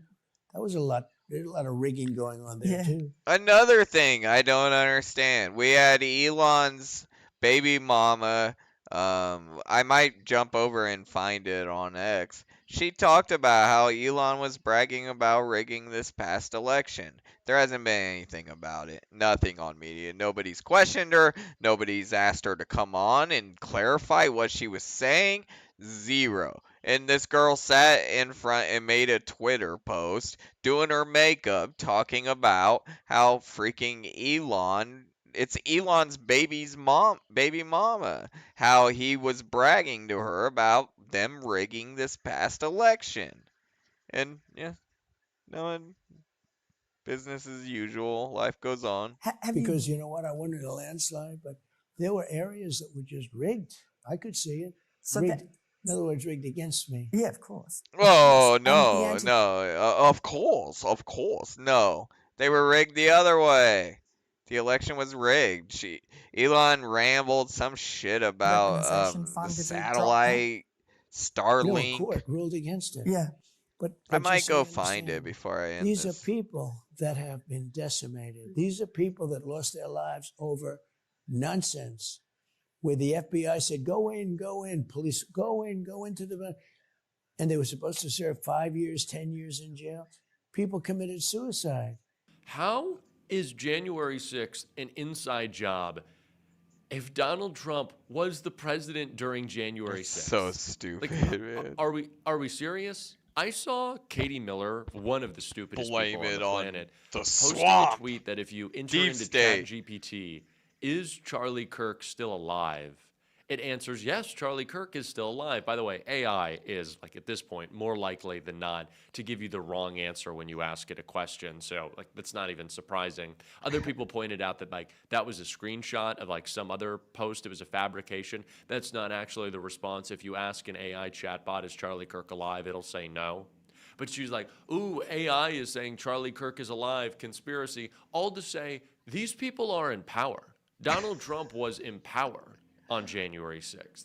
Katie Miller, Stephen Miller, Donald Trump, all the Charlie Kirk fake friends, like, yeah, these people were in power when he died. So if there's a conspiracy, how are you not a part of it? Or how are you not aware of it? These people are so desperate to be victims that they're even victims of the system, of the deep state, when they are the deep state, when they are in power. Like They I are just said, you're the victims one in all charge. the time, whiners and complainers, which is what Donald Trump tried to do when he was asked about his bad economy. And whether we like it or not, that is a big indicator of where we got people, 401ks are all high. Look at his eye, man. They're all setting records. What about people who don't have 401ks and they're worried about gas or groceries? We hear Well, about see, that I a lot. inherited very high prices when I came in. That is inherited the not highest true. God, dude, what is wrong with his face? inflation in the history of our country. You know, Biden had Look at that guy. like 9-10% inflation. And I inherited that. And we have it way down. And then I said, I did have to say, we have to do something about Iran, because regardless of how well we're doing, we can't let them have a nuclear weapon. He didn't inherit a bad economy. That's not true at all. Just not true. Alright, y'all, I'm gonna get ready to wrap it up. Actually, I'm gonna pop over on X. I wanna see this Monroe post. Oh, I don't know if that'll. Yeah, I don't know if that'll. We'll have to do it another time. I don't know if it'll match my window. Actually, might as well try. Fuck it. Fuck it.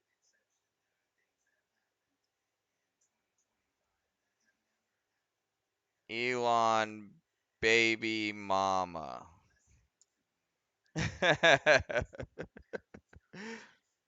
Okay, here we go. Right up, first one. Let me see if I can shrink this down and get it to look normal.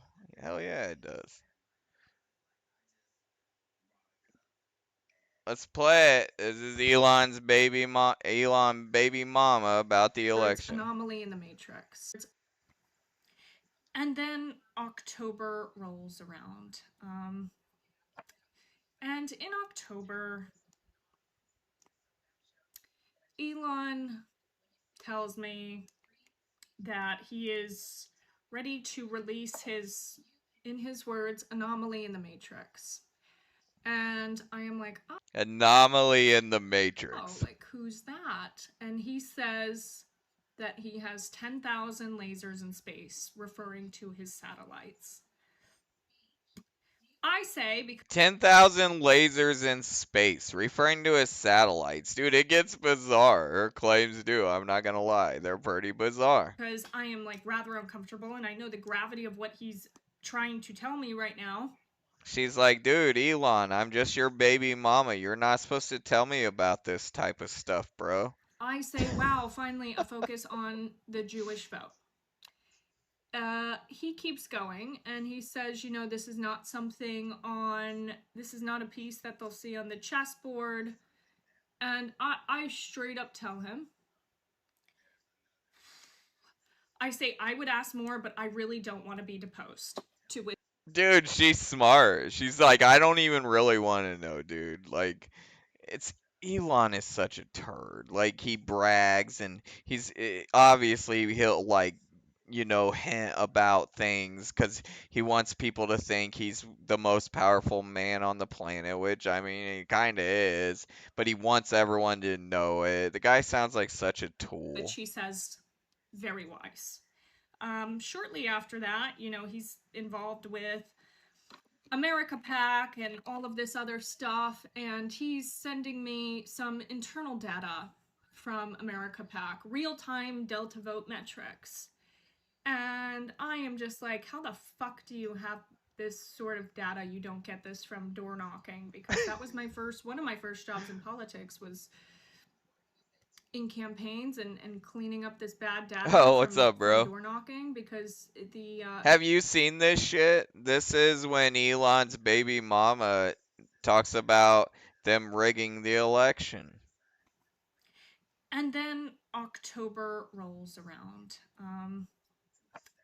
And in October, Ashley St. Clair is her name. Elon tells me she wrote these right-wing children books. One was called Righty Night Night or some shit. They were like little kids books, cartoon books, but they were designed to teach their kids not to be woke, to like avoid the dangers of woke. And she talks about regretting it and stuff. It's really interesting. That he is ready to release his, in his words, anomaly in the Matrix. Anomaly in the Matrix. I'm like, oh, like, who's that? And he says that he has 10,000 lasers in space, referring to his satellites. I say, because I am, like, rather uncomfortable, and I know the gravity of what he's trying to tell me right now, I say, wow, finally a focus on the Jewish vote. He keeps going, and he says, you know, this is not a piece that they'll see on the chessboard. And I straight up tell him, I say, I would ask more, but I really don't want to be deposed. To which he says, very wise. Shortly after that, you know, It's a window into how elitists talk and act, around each other. Hey, check out how I got the image on my video. Look how it looks a lot cleaner now. I found out how to crop the video on YouTube, and he's involved with it looks a lot better on America YouTube. Pack and all of this other stuff, and he's sending me some internal data from America Pack, real time. On YouTube videos, I cropped it so it just covers the video. You don't see the toolbar and all that shit. It looks way better. Delta vote metrics. And I am just like, how the fuck do you have this sort of data? You don't get this from door knocking, because that was one of my first jobs in politics was in campaigns and cleaning up this bad data from door knocking, because the vendors that America Pack is using at this point is a vendor that hires Craigslist crackheads for door knocking, and I wish I was exaggerating there, but I'm not. Craigslist crackheads. She's such a snob. I know, like, I have caused harm with my rhetoric. However, I never, like, sought out to cause harm. Like, there were I know I have caused harm with my rhetoric. She's talking about her books right parts now. of me that really wanted, like, the best for the country, for America, for democracy. And one thing is I have always hated big tech. So then to have arguably the most powerful man in the world who is sending me things about, you know, using his space technology in the election. I should also say that I have all of this backed up with many people with explicit instructions should anything happen to me, okay? And I just want to point out again, none of our mainstream media has picked this up. They are not getting her on for interviews. They're not, like, nobody. And dude, look at how important the things she's saying are. But this was something that I was internally wrestling with while publicly not really showing that I was having any of these internal ethical conflicts with myself regarding this information. Dude, she's got balls, man, to do this and to put herself out there against Elon. She's been a thorn in his side since she became one of his baby mamas. She's been putting out his bullshit for a while. And then on election night itself, Elon, you know, left Mar-a-Lago early. I was at Mar-a-Lago, and he told me She was at Mar-a-Lago on election night. These insiders that are now feeling guilty and trying to be a whistleblower or give us the truth of the situation, we need to pay attention to them. Marjorie Taylor Greene, even like Alex Jones, who has been kind of trying to warn us about the Project Bluebeam. They know things because they were around when this shit was being planned. He told me over text, he's like, yeah, I knew hours ago that Trump won. My team has the best real-time data anywhere. First of all, how the fuck do you have real-time data on elections? How do you have real-time data? I could not understand that. I don't know that I ever will.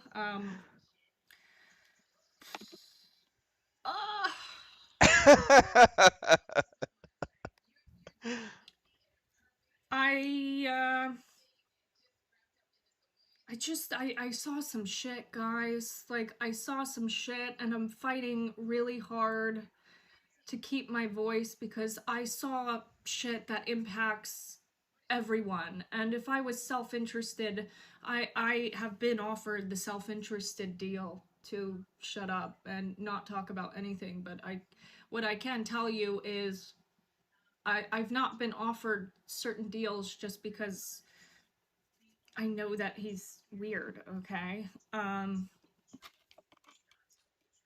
saw some shit. Yeah, people need to watch out for Ashley St. Clair there. It's dangerous, man, that she's doing that. Going against Elon and the Trump regime is a very dangerous thing. And she might be in a situation where going public is her only option because then people know, like, well, something happens to her. It's really scary. And I believe her. I fucking believe what she's saying. These assholes did probably rig the election. Let's see. Oh, I wanted to show you guys how good it looks when I play YouTube videos. Check this out.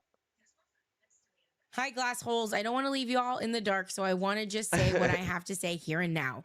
The LCU was something that used to be a really fun place for me. I've met some of my best friends here, had some great days here. Doesn't that look a lot better? And had experiences I'll never forget. But I've ultimately you, that's my bitch. She played you like a fucking fool. You come up here. Zay quit the Lolcow universe. She was the one that seemed actually kind of decent. I would have get over on. And they say baby mama. Oh, I don't know, man. I don't know about all that. It. He has a bunch of them. These baby mamas. And I know she has talked about their relationship openly. That's why she's kind of a problem. Is she doesn't keep secrets well, and she doesn't seem to want to cover for them anymore. But I believe they had a kid naturally, and right away she started complaining. I don't want to use the word complain, but causing problems for him. Maybe the word complaining is the only word, about how he was trying to make her a kept wife, basically. She seems to be her own woman, and somehow she hooked up with Elon Musk. But I like Ashley St. Clair. And I think, dude, I think people, the internet and everyone else, media, when they see that, they need to protect her because she's in a really dangerous spot. I'm gonna play a couple ufology SWAT videos to end on. This is from the online community, UFO Twitter. I'm trying to distance myself from these assholes, and I've got a large group over there that really has issues with me and kind of follow me around and do anything to suppress my account on X and stuff. And recently, today, this morning, I guess one of them had a space, and a few of them were in there, and they were declaring that anybody who talks to me or communicates with me in any friendly manner, they're gonna block them from UFO Twitter. Well, I just wanted to be clear. I don't want to have anything to do with UFO Twitter anymore. Like, I don't want to fuck with y'all. I'm trying to move on and make content about other things. So there's really no reason to keep doing all that, holding spaces about me. Like, you guys can have that empire of bullshit. I don't want it. I don't want to engage in it. Like, I'm not in your spaces. So it's just kind of unnecessary. And on the way out, I wanted to show a few spaces. And this is why, it's a community to get the fuck out of. It's just kind of hard to for some reason. And I'm trying to be as clear as I can with these guys. If y'all quit talking about me and following what I'm doing and broadcasting it in your spaces and stuff, it would be over. Like, it's you guys that are keeping it alive. And I don't know if it's because you just don't have anything else to talk about, but this guy that was crying about me last night, Uh, no, dude, I don't go in his spaces. I'm not bothering that guy. I might crack a joke about him here or there, but nobody's bothering that guy. So just all this energy they're still putting into this months later. Like, I just want to be very clear. Nobody's fucking creeping on you, dude. Like, chill the fuck out and just move on. Um, I'm gonna show a few videos. This is UFology SWAT. They have a couple up here that I haven't seen in a while. This one's old. This is a Tupacabra one. Let's play this one. For a lot. On your OnlyFans, or was it? No. So then, unless he had a subscription, right, then he couldn't have seen that picture, right? So he must have pulled it from your Facebook and just put that on, like, an OnlyFans. So KMF must have trolled these guys, and they're all in a space conspiring against King Milkfart. This is an old one, but this just shows you, like, this community is about nothing but fighting and drama. A lot of it's fabricated, a lot of it's not. It gets real personal, but either way, it goes nowhere, and everyone just ends up looking stupid. You know, whiteboard or something. Or he subscribed it. Or he found a leak. 23. It's the same fucking voices you hear having the same conversations today. No, he's Logan, Tupa. He photoshops a lot. He photoshops a lot. So I'm sure he just made that and pulled that picture from your Facebook. So guys, this is another issue. That's Logan, and that's Tupa, and I believe I heard Ocean, and apparently KMF had photoshopped some of their photos, and they're trying to figure out where they came from, and they're all crying about it. He's doing graphic design and all the stuff for the company. So the company he's involved in, his mom's company, he's responsible for their graphic design. Props to King Milkfart for doing the graphic design for his family company, bro. Responsible for their IT, all their ads, all their Google stuff. He's responsible for a lot, and he's so intricately tied to this company that, like, he represents the company. Well, it's his family company, you idiot. What? Again, if you guys wanted to make this about him and not about spreading the crap around, just figure out, like.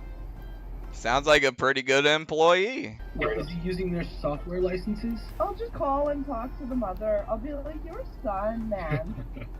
Listen, guys. So now they're talking about calling King Milkfart's mom.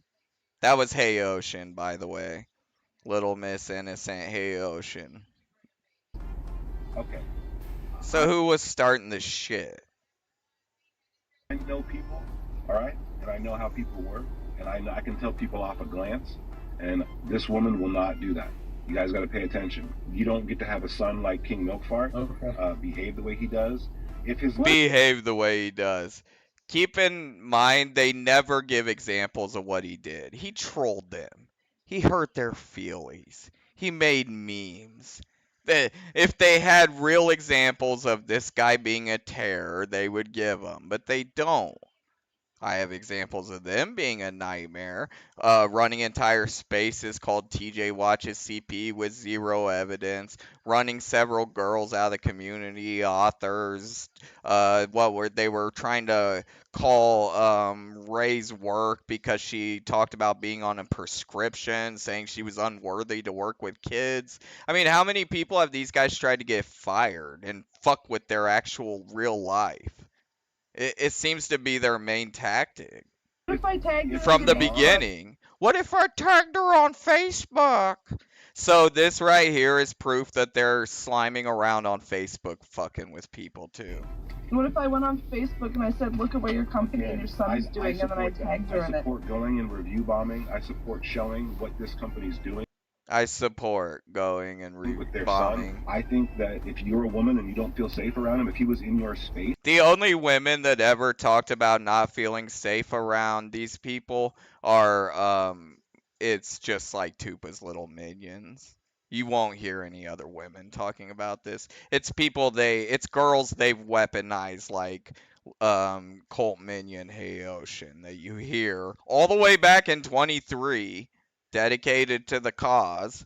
Talking about fucking years ago, and they're still having the exact same conversation. And you wouldn't feel safe if you want to protect the community he's a part of from him because he has shown any sign of abuse. It just seems like it's just you guys. Just let you know, you don't want to implicate yourself in any. And they're in there with Logan, who is the only member of the community that is convicted for assaulting an actual female from the community. He's the only one with a criminal conviction for actually assaulting women in the community. A girl from UFO Twitter. They're sitting in there circle jerking with Logan, trying to blame King Milkfire, who has no criminal record. While this whack job, this guy's the enemy. So there's no convicted woman beater. You know it's illegal to go online. I mean, it's not illegal. It's not illegal to go online. It's a crime in reviewing. So stupid. No, because this is like, if that was the case, then we wouldn't have had a Me Too. You know what I mean? Like, what did Tuba just say about the Me Too? We do that to racist restaurants. Exactly. We know for a fact it's owned by... Oh, that's Heather Birdie. So it's the whole original crew. That's Heather Bird Turd. Racist, we review bomb the fuck out of them. Yep, and it's totally appropriate, it's totally legal, and it's totally okay. What did she just say they do? They go and harass their family business. I didn't catch all of it. It was some kind of underhanded lame tactics, kind of like the ones I went over at the intro, where they're suppressing my account by mass reporting it as spam or for harassment, things like that. It was one of those tactics.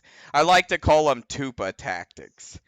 It's the tactics Red Panda Koala and Tupacabra have used to dominate this online community. It's why anyone with a brain gets the fuck out. If that was the case, then we wouldn't have had a Me Too. You know what I mean? Like, No, we do that to racist restaurants. Exactly. We know for a fact it's owned by a racist. We review bomb the fuck out of them. Yep, and it's totally appropriate. It's totally... Wait a minute. So Tupacabra is defending the racist? The guy that said go into a black neighborhood and scream the N-bomb and see how much they like it and all that stuff? Now they're harassing racist restaurants? What the hell is a racist restaurant? These MAGAs are promoting cancel culture. It's so stupid, dude. It's totally okay to be a whistleblower for your community and for any community. A racist restaurant? So you spend your day on Twitter making stupid comments about people that... Oh, here's where this is awesome, dude. This is a good one by ufology SWAT. Here they are confronting KMF at a UFO convention. This is Project Unity. I think this is the guy that went on Rogan, and he crept up on KMF while he was having a smoke at a convention. So, again, who the fuck are the assholes? This guy was making memes and trolling them. Basically what I do, making YouTube videos, clowning them, showing what they're really about. And they're out there confronting him and pressing up on him at conventions. You literally mean nothing. Meaningless comments. You're just a troll. Like what? You're just a troll. Like what kind of comment? What do you mean what kind of comment? Okay, You've been man. fucking, you know exactly. Following me, it's an obsessive rate. Your hands are trembling. I thought you blocked me, then you unblocked me. I'll talk.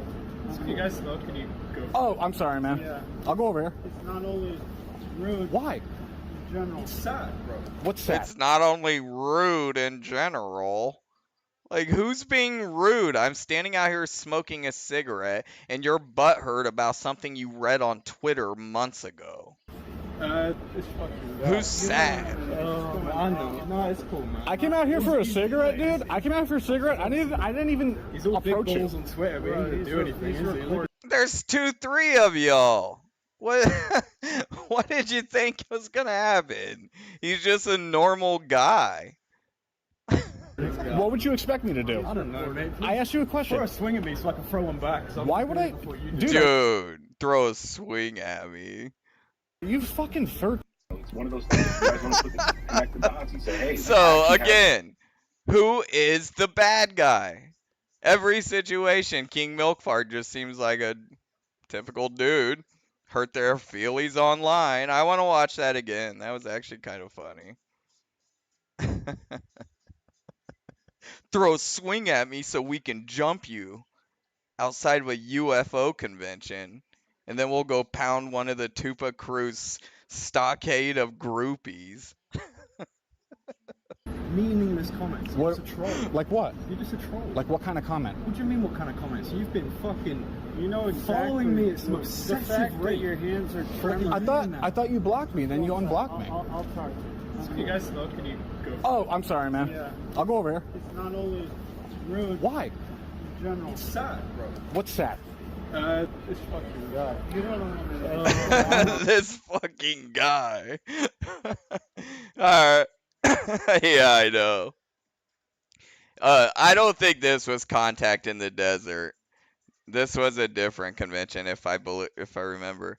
That when King Milfar's like, what happened? That one guy goes, oh, this fucking guy.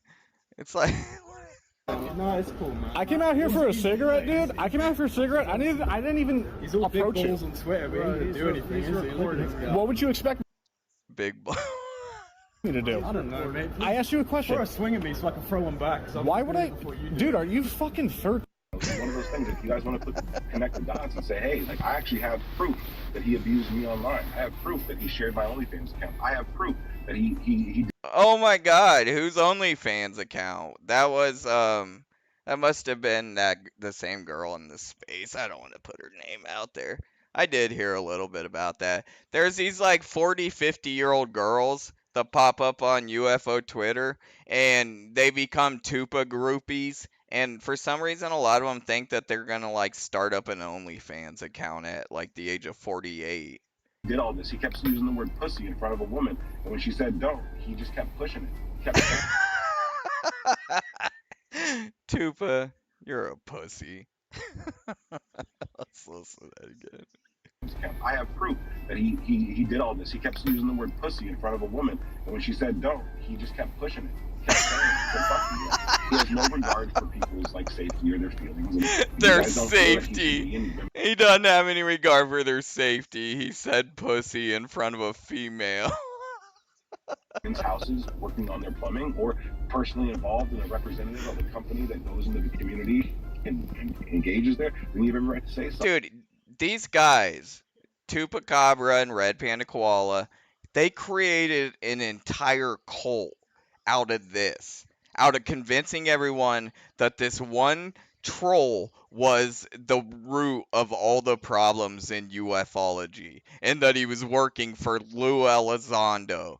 And somehow they've created an entire like persona and career on UFO Twitter about this lie. And it's all to try to like paint them as these victims. And they grew bigger than anyone else. They ran more women off than anybody else. They dominate the platform as far as in that community. They have never once been a victim in any situation. Any of these people you're hearing in these videos, they're all the bullies. Period. It's not illegal to say that. But their whole life is trying to, convince people that somehow they're victims. And that's why they're probably going to end up sliding in with Corey Good and that crew. Just keep an eye on it. To make your case known. And like you said, because they seem to like to be victims too. If someone's being racist or abusive and they have a business, people have no problem going, hey. Racist. It's funny he's trying to play the racist card. This is what this person did.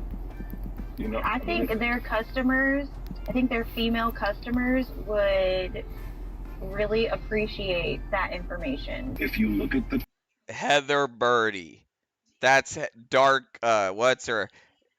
Dark Bluebird or Dead Bluebird on Twitter. That's her who is saying that they need to go on this family website and tell all the women the KMF uses the word pussy on the internet. That's basically what she just said. How absurd it is. The same group that tried to get, Ray fired because she smoked pot and was on a prescription. Slipped up in a space and mentioned it. This is the hate group. It's obvious. There's no other videos that exist where there's an alternative group talking about this, plotting like this about these people. It's just them, Chupacabra and Red Panda Koala. They're the only ones doing this stuff. Tweet.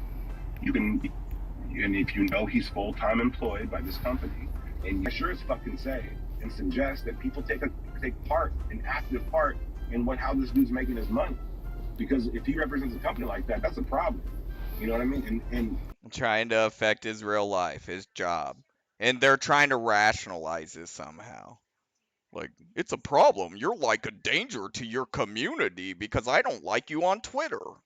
You know, you want to talk to his mom about it. So while butting up with people who have actual records of beating up women and a recent stay from the mental hospital. They're pointing all these fingers. Can you share that company info with me so I can leave a review? I can't publicly say I'll do any of that. Okay, no worries. Well, I'll go ahead and say it. They did leave reviews. So Chupacabra, I think it's at Chupacabra 2, or it might be a different.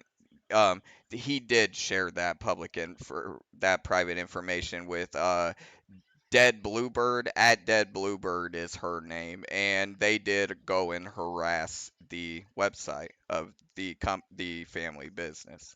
So I can confirm that. But I know for sure that this information is available now, and you can find it. And if you, as a woman, out of Massachusetts. Oh, see, they read it out in the space. There you go. No one knew where KMF worked or lived until Ocean doxed him right there. Hey, Ocean. So, Hey, Ocean just doxed King Milk Fart's family business. And these are the people that are trying to portray themselves as the victims on UFO Twitter. Noted. This is also when Somber talks about Panda's murder she wrote bitches when he gets drunk and tells on his friends. This is the kind of stuff he's talking about. They weaponize all these girls to do this stuff for them, to go on these, to go mass report falsely, to go in and harass the website on Facebook, things like that. That's his murder she wrote bitches. It's an organized hate group. And they just doxed King Milk Fart. His entire family's business. Not to mention whoever else is in this space right now. there it is. There it is. There it is, guys. Yeah, man, you guys got the proof. You guys got the screenshots. You guys got the feelings. You guys got the repercussion, the reaction. Me going online saying, "Oh, this guy harassed me," or whatever. That's gonna look like the tip for tat shit. Well, are you gonna show any proof of that, or just is it a trust me, bro? Honestly, I don't feel threatened. I'm a grown ass man, but I'm not getting harassed. Well, then why are you targeting the dude's family place of business? I mean, I am, but it doesn't really affect me. I think that that's a bad thing, and someone actively making a safe space hostile towards vulnerable people, I think, should not be involved in community activities like. God, what a dumb fuck, bro. It's amazing people listen to that guy and are like, yeah, that's a voice I want to listen to. That guy sounds like he really knows what he's talking about. It's just word salad on top of nothing. Let's listen to... I was just going to go over a couple. I wasn't going to listen to all of them. There were a couple recent ones, but that was the most recent. This is ufology_SWAT on YouTube. Go check it out if you want a real look at what goes on UFO Twitter. And this is why I'm trying to distance myself from the community. It's just a bunch of fucking weirdos and assholes. Let's listen to this one. Something that you've been abducted by a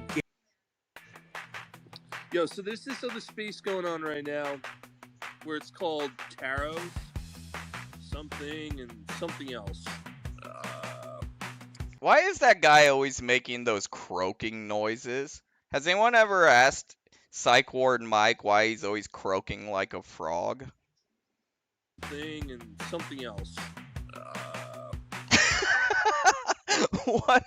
Why is he always making those creepy fucking noises? Let me see here. What is it called? Tarot Roulette. Oh, this was that was a really fun space. Misanthropy did tarot readings live in a space. Man, that was a lot of fun. I wonder what Mike has to say about it. And it's being run by that stupid bitch Misanthropy. Oh, what the hell? I fucking hate that lady. That lady she's a medical professional that has a family and stuff and doesn't bother anybody. Why would this guy hate her so much? She's just another, like, fucking crazy enabler of TeeJay. Oh, what the hell, man? It might be a different TeeJay. Maybe it's a different TeeJay, y'all. Enabler of TeeJay and their whole, like, crew of flunkies. Yo, it is. And this is why I'm trying to push away from the community. I have a whole mob of these crazy motherfuckers who, no matter if I stay away from them for months, I could deactivate for probably 6 months and come back and they would still be hating on me or targeting people I was friends with. It doesn't seem to be able to be real possible to get away from them. And one of the things they're doing now is, instead of targeting me because they know I'm too much of a badass and they can't break me, they really started going after friends and anybody who shows me support, shows my content support. And it's just, dude, it sucks to watch because Misanthropy here hasn't bothered anybody. She's a source that's been used in a lot of other videos, like Incredible History uses her with the Nazca mummy stuff. She's a medical professional. Like, she's not a UFO Twitter whack job. So when I saw her get pulled into the mud by these idiots just because she reposted my Nazca mummies video and was like, I think TeeJay's okay, it bothers me. And it's like, dude, I need to just get the fuck out of here because I'm like cancer to people. There's a space going on, right? Plus, I just don't give a fuck about ufology much anymore. It's got Gabe the Babe in it, and Felony flunkies. Oh yeah, they've got the whole crew. They've got the whole crew of fucking. And something that's important to notice is this guy's completely alone in there, just kind of raging. We're over in another space having a good time, I guess. That's why he's upset. Flunkies in there. You know what was super funny yesterday? Is Guitar Son Bro, right? This guy. That's my buddy Carlos. Smelly, small midget penis motherfucker. What's up, Rotary? From behind his protected account. I can't. I'm. As my buddy Rotary, his account on Twitter got knocked out recently.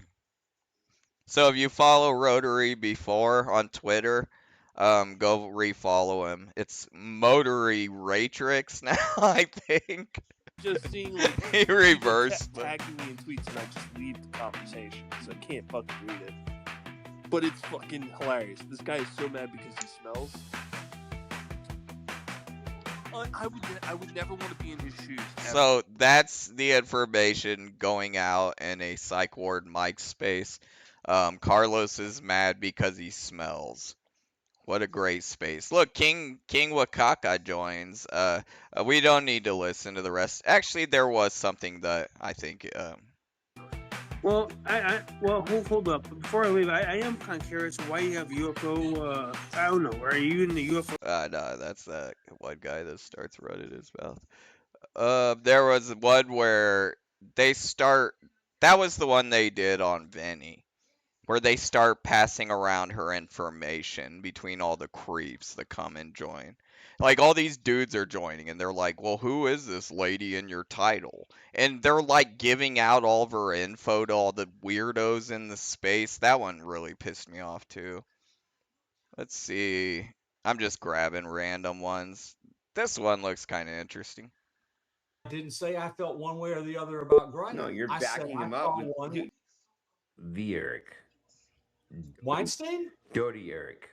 Wait a minute. Wait. That Eric and that Dodie are not the same individual. I know both of This them. is Wiener Deacon. He's the one that threatens to kill people in spaces. He just like gets drunk and talks about how he's gonna like fly across the country and whack them with a hatchet. I did a video on him. Some reason these skeezy ass people still continue to join his spaces. There's Sextortion Jess and Not Nora and Pudgy Wiener Science Bob and yeah, Pizza Slayer. Fringe is in there for some reason. Personally. How do we reference that Eric? I like Eric. Eric and I like he was down with me. We were old Geriatric but like, Bob. How do we reference him? It's like The only way We always called him Eric the Adventurer. Oh, Eric the Adventurer. The only way I reference Eric these days is whatever pseudonym and avatar he's put on today. That's cold. Dude, where's he been? Eric? That was Jess that did the "that's cold" thing. And dude, I swear she has split personalities because the girl I used to talk to on the phone doesn't sound like that idiot. Like, I'm just being real. It sounds like a totally different person. No. He has stayed away a long time before, but she was probably typing AI. I was probably talking to a fake voice the whole time. All of a sudden, Eric would be there. He is connected. Dude, he's deep. He's got a van. He has. I get the worst vibes from that dude. No, I don't know. I don't. I get the worst vibes from all of you people. Like especially Pizza Slayer. Pizza Slayer jumped in my DMs recently and was trying to like infiltrate me. It was really weird. I straight up told him, I'm like, bro, I know you're trying to play with me, but you can keep hanging out and talking if you want.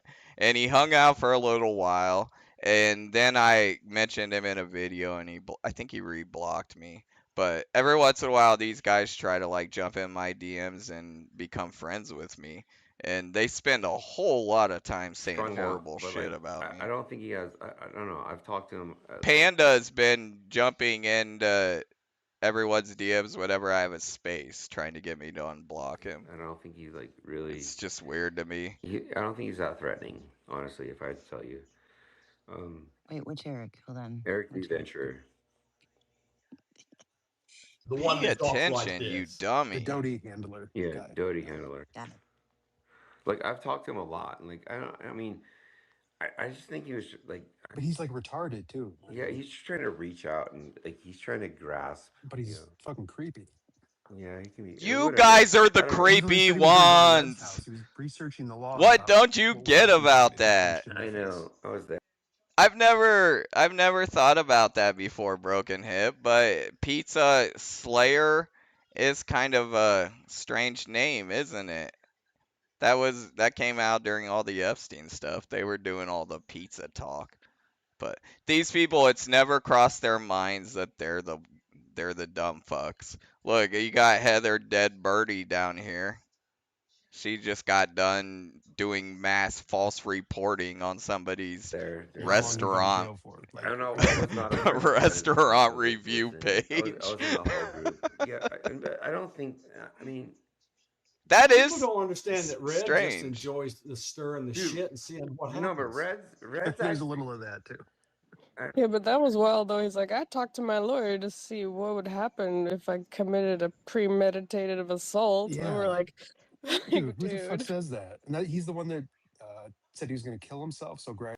Well, who the fuck sits in a space talking about how they're gonna fly across the country and hit someone really quick and then fly back before anyone notices? Because you all are sitting in here with Wiener Deacon, and he talks like that all the time. So Ryder would give him his phone number or something like. Yeah, but Ryder's fucking psycho, man. This is not a normal dude. Source of the hypocrisy is so funny. Right. Yeah, No, we heard him if talk. you do We not heard him have an say it, though. independent.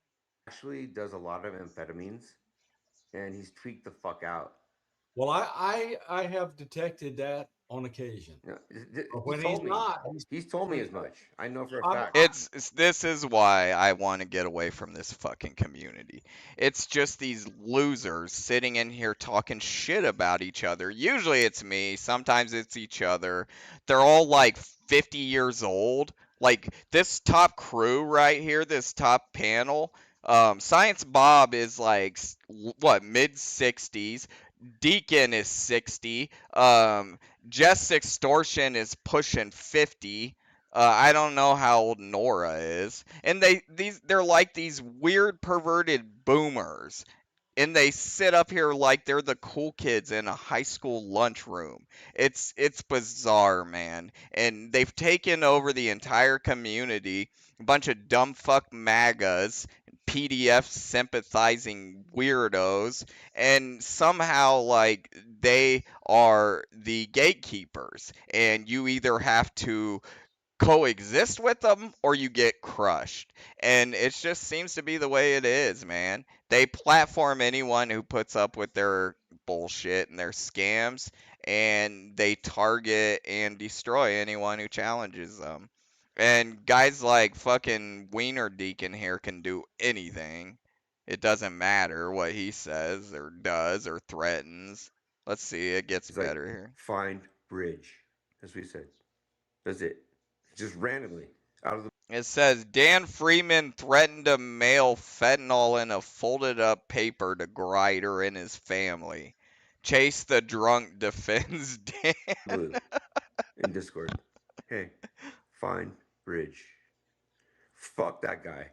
You guys all think he's fucking like he's like he's fun. I didn't say what I thought. I didn't say.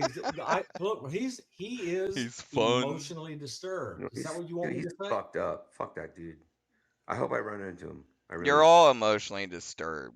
You're all embarrassing to be really do. I hope I associated see him. with. I would For- say every single Look, you don't person want in to commit this assault and space. battery, Dude, all of them. felonious. I already told him. Garbage. I'm gonna fucking take your knees out with a bat. Well, then that's a felony, and you'll I probably don't give go a to prison. fuck, dude. He's talking about raping my fucking kid. Gang raping my kid. And so, tell me how much.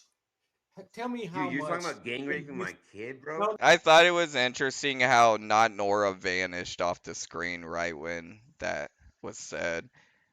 Maybe she did have some common sense and be like, I don't want to have anything to do with this. Oh, well, she just dropped his speaker. She's not co-hosting anymore.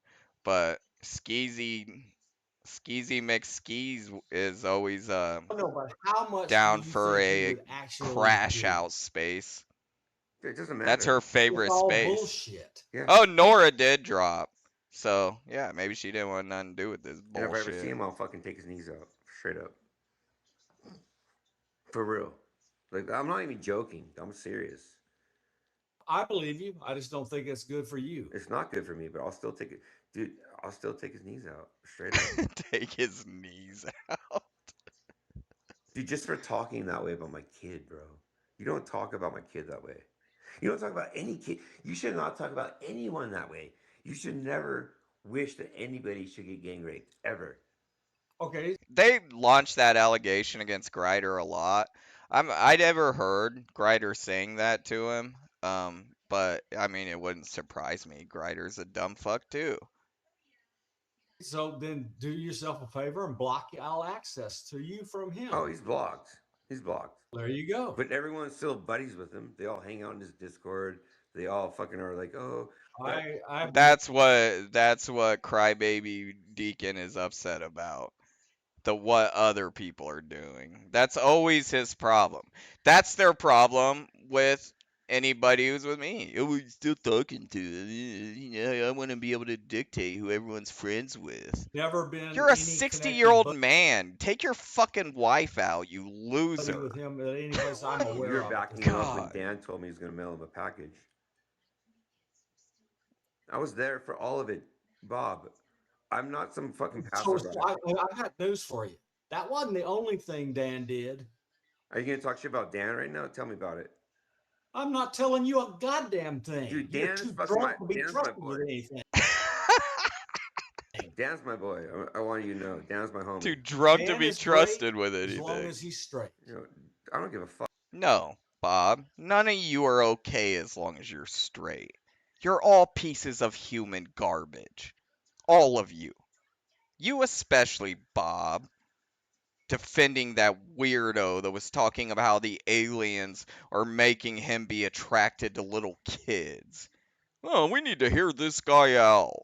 You're a piece of shit. Fuck what Dan's doing. Dan's my homie, straight up. And fuck Ryder.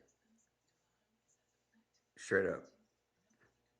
I'm telling you right now. Good space. Good space. Let's see what else we got. That guy's awful to listen to. Unless someone's fighting with him. when he's having to compete with somebody, it's funny. Piece of shit Mike Boyle. Let's see. I wanted to find one where I was the kind of the topic. Let's go through the shorts. Some of the shorts are funny. Oh, this is a new one, I think.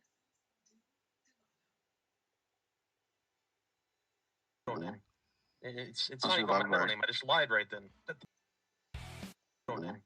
It's not even my middle name. I just lied right then. That was a lie. It's my grandfather's name. That's the truth though. Oh, I don't understand that one. I have blocked you. I don't give a And I'm going to say Who what cares? many people are saying. Let her is talk, that Lord.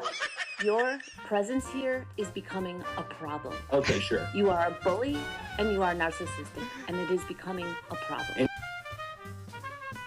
So I do Well, want to this say is a something hard about economy this. to not do drugs in, because you know what's cheaper than 3 days worth of food? Getting a bag of dope and This is something I did want to talk about. There is this girl that was floating around on UFO Twitter, what, like, I don't know, 3 weeks ago, maybe 2, 3 weeks ago. She kept coming into our spaces. I'm not going to name her because she doesn't deserve that attention. But she kept coming into our spaces and saying things along the lines of, I'm planning on going to Contact in the Desert. Do you know of any guys that want to hang out and keep an eye on me? And we were telling her, like, look, you need to find some girlfriends to kind of hang out with because it's a fucking creep fest. Every year, these losers come back from Contact in the Desert, and somebody has a story about getting assaulted, or ending up in a bad position, or being drugged. That it seems to happen every fucking year. And this girl kept coming into our spaces, and she's really nice, and being like, well, I'm going, this is the first year I'm going to Contact. Do you know anyone that's going that, that will meet up with me, and so I'm not alone? And we told her, like, just don't trust any of these fucking weirdos. Well, she came back from Contact in the Desert, and all of a sudden she's like linked up with Orr, this guy right here, this fucking asshole. And it's weird to me, bro. It's just it's I have weird to blocked me. you. And I'm going to say what cares? many people are saying. Let her is talk, that Lord. Your presence here is becoming a problem. Okay, sure. You are a bully and you are narcissistic, and it is becoming a problem. The guy is a fucking asshole, man. Let me find the other one. There's another one that's even worse. Actually, I have it on my X. He's one of the biggest assholes I've encountered around. He was like co-hosting for someone I'm cool with the other day, and he was like booting me out of their space. I didn't even fucking say anything to him because it wasn't worth bringing up, but he's a petty little bitch. That guy's one of the worst I've encountered in that community. And to see like that girl found him to show her around Contact in the Desert, I find it a little disturbing because that's what we were warning her about, is like these creepy dudes from UFO Twitter, they will try to take advantage of you at these conventions. And then she comes back and suddenly her and Orr are friends. It's a weird coincidence to me. Let's listen to Orr's greatest Mr. hits here. Carl Extra. So this is somber. This is a somber space. This was the guy that was telling everyone to anybody who talks to me they should block. We love Carl around here. Clean. Oh, Hey Ocean is back in the mix. It's always the same people. Weird. Getting your windows clean? Is that slang? What's going on? Trying to keep myself out of trouble. Uh-oh, what kind of trouble did you get into? What'd you do, Carl? If I recall, they talk about Darren like cutting clips. Darren never does any of that shit. What are y'all talking about? Nothing. What'd you do, Carl? Just Well, confess. Confess your sin. Apparently you can't have an opinion because you've got trolls wanting to chop you up and then re-fucking... Trolls do not target Carl Extra.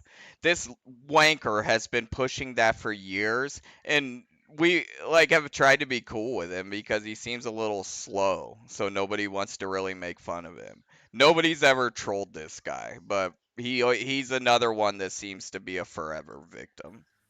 Repost you in a different way, or just... Of course, I'm talking about Reverend Darren Reed. Oh, no. We call those faggots. Or I do. Disavow. Hard Disavow. disavow. Oh, shit. Pew, pew, pew, pew. Can't say. Yeah, there's Edgelord Orr spreading his wisdom. If you didn't hear it, these guys are so just embarrassing. Or I do. Disavow. Hard disavow. Just... And he's so proud of course, I'm talking himself. about Reverend He's so proud of himself. Darren Reed. Oh, no. We call those faggots.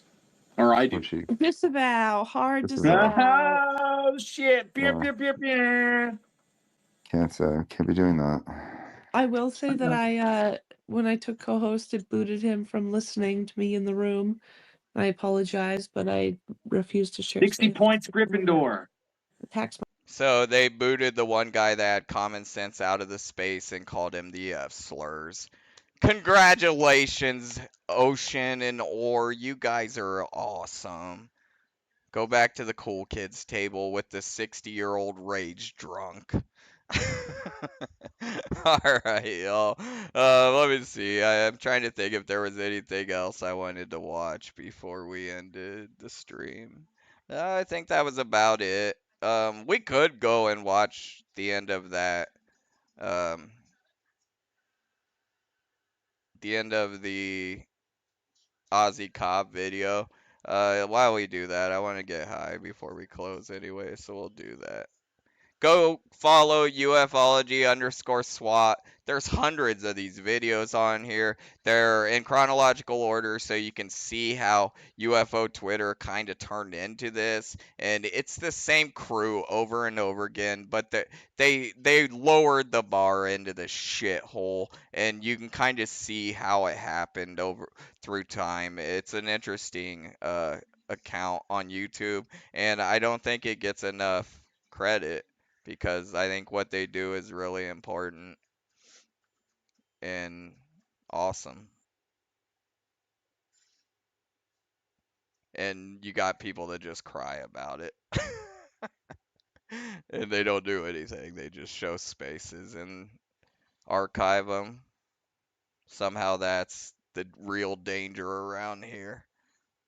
Alright, let's see. There was one more Ozzy Cobb video, I think, that we didn't watch.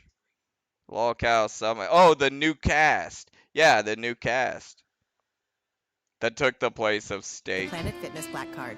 Access any location. I wanted to bring see a what friend they were anytime, about. And recover in the Black Card spa. I tried to end on Panadoc something is the light. document management solution for creating. So this is signing, Ozzy and Cobb on tracking any kind of YouTube. agreement. They cover the Lolcow universe. They cover the Lolcow universe. This is Keemstar's debacle, where he brings together all these embarrassing people from his Discord and around the internet and tries to turn them into celebrities. Let's watch and see the new cast of Lolcow live. Come on! Ladies and gentlemen, welcome to Lolcow Live. Boogie 2988. That guy seems nervous. His breathing was a little off there. Listen.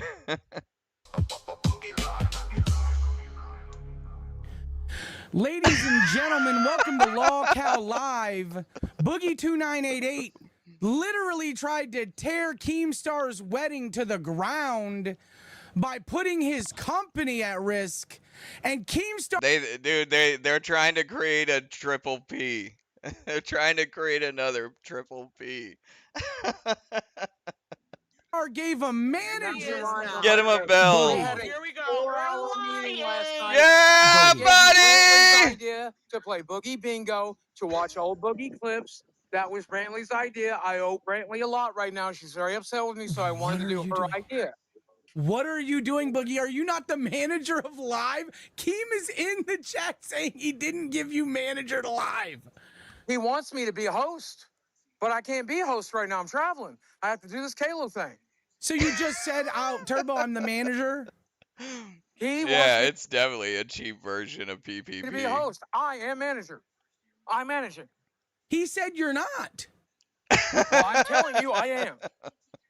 Well, he's the one that's the boss. Fun shows. I thought like if it would be fun. It's not going to be fun. When has Live ever been fun?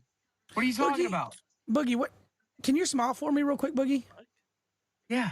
What the hell happened to your tooth? What is that? I broke it. $3,000. I have to drive down to Dallas on Monday to spend $3,000 to replace this upper plate. Damn. Oh, Boogie has full plates. He cracked his tooth. Yeah, they aren't cheap. They were a $50,000 procedure when I got it done. Is that why you're? Is that why you're claiming manager title? So you think Keem will pay you more so you can afford it? I told him not to pay me. Told him I will manage. You're not taking any money? Give all the money to the host I'm locking down. Oh well, hold on now. We can talk about this. What is you'll get 25%. She'll get 25%, and I'll be here to help. I'll still be on most shows. Well, hold on a minute. All right. Well, listen, Keem was in chat saying you weren't a manager, so I got to figure that out with him. He was saying, well, why am I listening to you? I'm going to manage, Keem. Fight me. Well, okay. No, we're not fighting. I don't want to fight him, but I want to help Live. Have they introduced this girl, or is she's just here now? Who is this girl? And I want to help him for free. I'm going to be on most shows.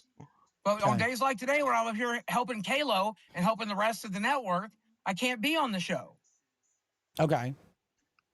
So are you coming on the show? I'm on it. Boogie, you cannot be the behind-the-scenes manager. You're the only entertaining law cow. You have to be in front of the camera, bro. Get it through your head. Aren't I? Well, yeah, but like, are you gonna be on here regularly? Is my question. So. Complete random, dude. She's so uncomfortable too. Like she had like a spiel she was gonna do as an intro and like to introduce herself, and they just breezed over it. Yes, most episodes. Okay. All right. Listen, that sounds good. All right. Well, that's how it is, guys. Okay. She's this is muted. how it is. This is how it's gonna be. She's muted. There's some people in the chat that are talking, and she's muted. You idiots. They're a little bit excited. I've seen some names here, and one name specifically is hey. I did call Becky, but she didn't call back. She's muted and she doesn't want to interrupt the show. Yes, they're talking about Becky. I did call Becky. She didn't. She blocked me. That's one of the names. That is one of the names. I don't think she's on the internet right now. Yeah, I had her phone number. She blocked me immediately. Who do they want, Turbo? Yeah, guys, who do you want to host Law Cow Live while Keem is gone? Who can you guys trust to give you guys the show that you deserve? I just want to point out, Law Cow Live is supposed to be the best show that Keemstar has. That's supposed to be like the Flagstar show. The rest of them are at the end of the day. Right? Like, who is on the panel, people? They're not Voldemorted. They're not Voldemorted. At least you can talk about it. SJM has a thing, though. I think he's gone. I don't even think he's in. I think all three of those people gone zone. Right. Yeah, SJM didn't like the fact that we outed him almost killing And that Zay quit. The cute one, she quit today. a girl while drunk driving and going to jail for it. So he didn't like us doing that. He left the server. I was not aware of that fact. Not a fun fact. We showed it. but We a showed fact. it all on live. We talked about it on live. We had. I want to know if they're ever gonna unmute this girl. What's her name? Big Blurgla or some shit. I think we had the records and everything. And so he's like, "What are you doing, guys? I'm up here just fucking be drunk and have fun." And we're like, "Well, we're local live, so we don't dodge." Pay pig in the Discord. That's what I've wondered about. If that's how one of the ways you end up in front of a camera on one of these shows is by shelling out in the Discord, Internet which is history lame. to see Pay to play. That's bullshit. what they have done because we've had actual. Man, I could go on one of these shows and at least make it somewhat entertaining day to day. P words. I would at least have a script. Be on this show, right? Somewhat of a plan. And we went ahead and looked you up. Just Googled your fucking online name. There it was. We found a TikTok video of it. So you got to answer for it. And that didn't mean he couldn't be here. We've all made mistakes. Hell, I made probably just as many mistakes. I think you should be out there, Boogie. In fact, how about we do Bro. this? Okay. I'm starting to feel sorry for these guys. I might start tagging Boogie and Keemstar on Twitter and being like, guys, I do YouTube channels and I can at least write a plan for a 2-hour show. Like, if that's the only qualifications, I could do one of these shows if you paid me. We call it lockout felony. I'm gonna set a goal to make you stand out there with him. No, I'm Mr. Manager. I'm not telling you to set a goal. No, I'm setting a goal, Boogie. I'm Mr. Manager. I'm not telling you to set a goal. I'm sorry, Keem told me that you're not. Show. Wasn't Oh, this show she's created talking for now. You, Boogie, didn't you help create the show? Isn't this your baby? I think you should really be out there on the lore. I think you should be. Nope. I think you should be out there. We'll get you a nice little moo-moo, maybe a little blusher, a little cheek stain, and you could be out there with Kalo, and you can really help him with this. For gold? You want me to do that for gold? Well, Why yeah. not? Be a team player for the LCU. Like me and Turbo. Yeah, Brogan, if I've noticed that they do have members only stuff all the time. It's bullshit, man. Right now. Yeah. $250. He sparks at our heads. Oh. What goal did you set, Turbo? 100 members for you to stand out there with Kalo and protest. Boogie Put it on the bingo. screen? Yeah. Boogie bingo. Oh, Boogie check bingo. Crap. when I'm ready to. This when is we were crap. for dinner and he was out at the car, I was telling they asked if we wanted to split the bill. I said no, our dad's paying for it. Funny. That wasn't funny, in the bro. rain, and it walks the spider out. You know? See the spider right there? See the spider, everybody? Then now crazy. Out came the This sun, is and it disturbing. dried up all the rain. And that itsy bitsy spider climbed up the spout again. Yay! He was fine the whole time. Isn't that exciting? This is making me feel uncomfortable now. You. He has been put in a position to where he can profit off of all the fucking chaos that he's made. Just like Dick Cheney after 9/11, baby. And Halliburton. Right now, Murph, and I'll tell you why. Because number one, What the we fuck ain't hitting are they no doing? Stupid goal of Boogie dressing up in gay makeup and kissing Kalo in the mouth. Ain't nobody want to see that gay shit. That's a dumbass goal. So guess what? Dick Cheney's going broke tonight. Dick Cheney's going broke tonight. Was that not already a goal set? They were gonna set a goal to make him and that Kalo guy do gay shit together. No. Wait, what? I thought you said that there was a goal set for that, and you matched it. I told you that I was going to stay in the car except for the 1 second that I get out and make out with him. And then Kalo suggested we do 50 hour make out meshes. Then you came up with some bullshit. If we had 100 members, that I have to do the IRL with Kalo tomorrow. Well, yeah, Boogie dresses. Boogie goes in dress.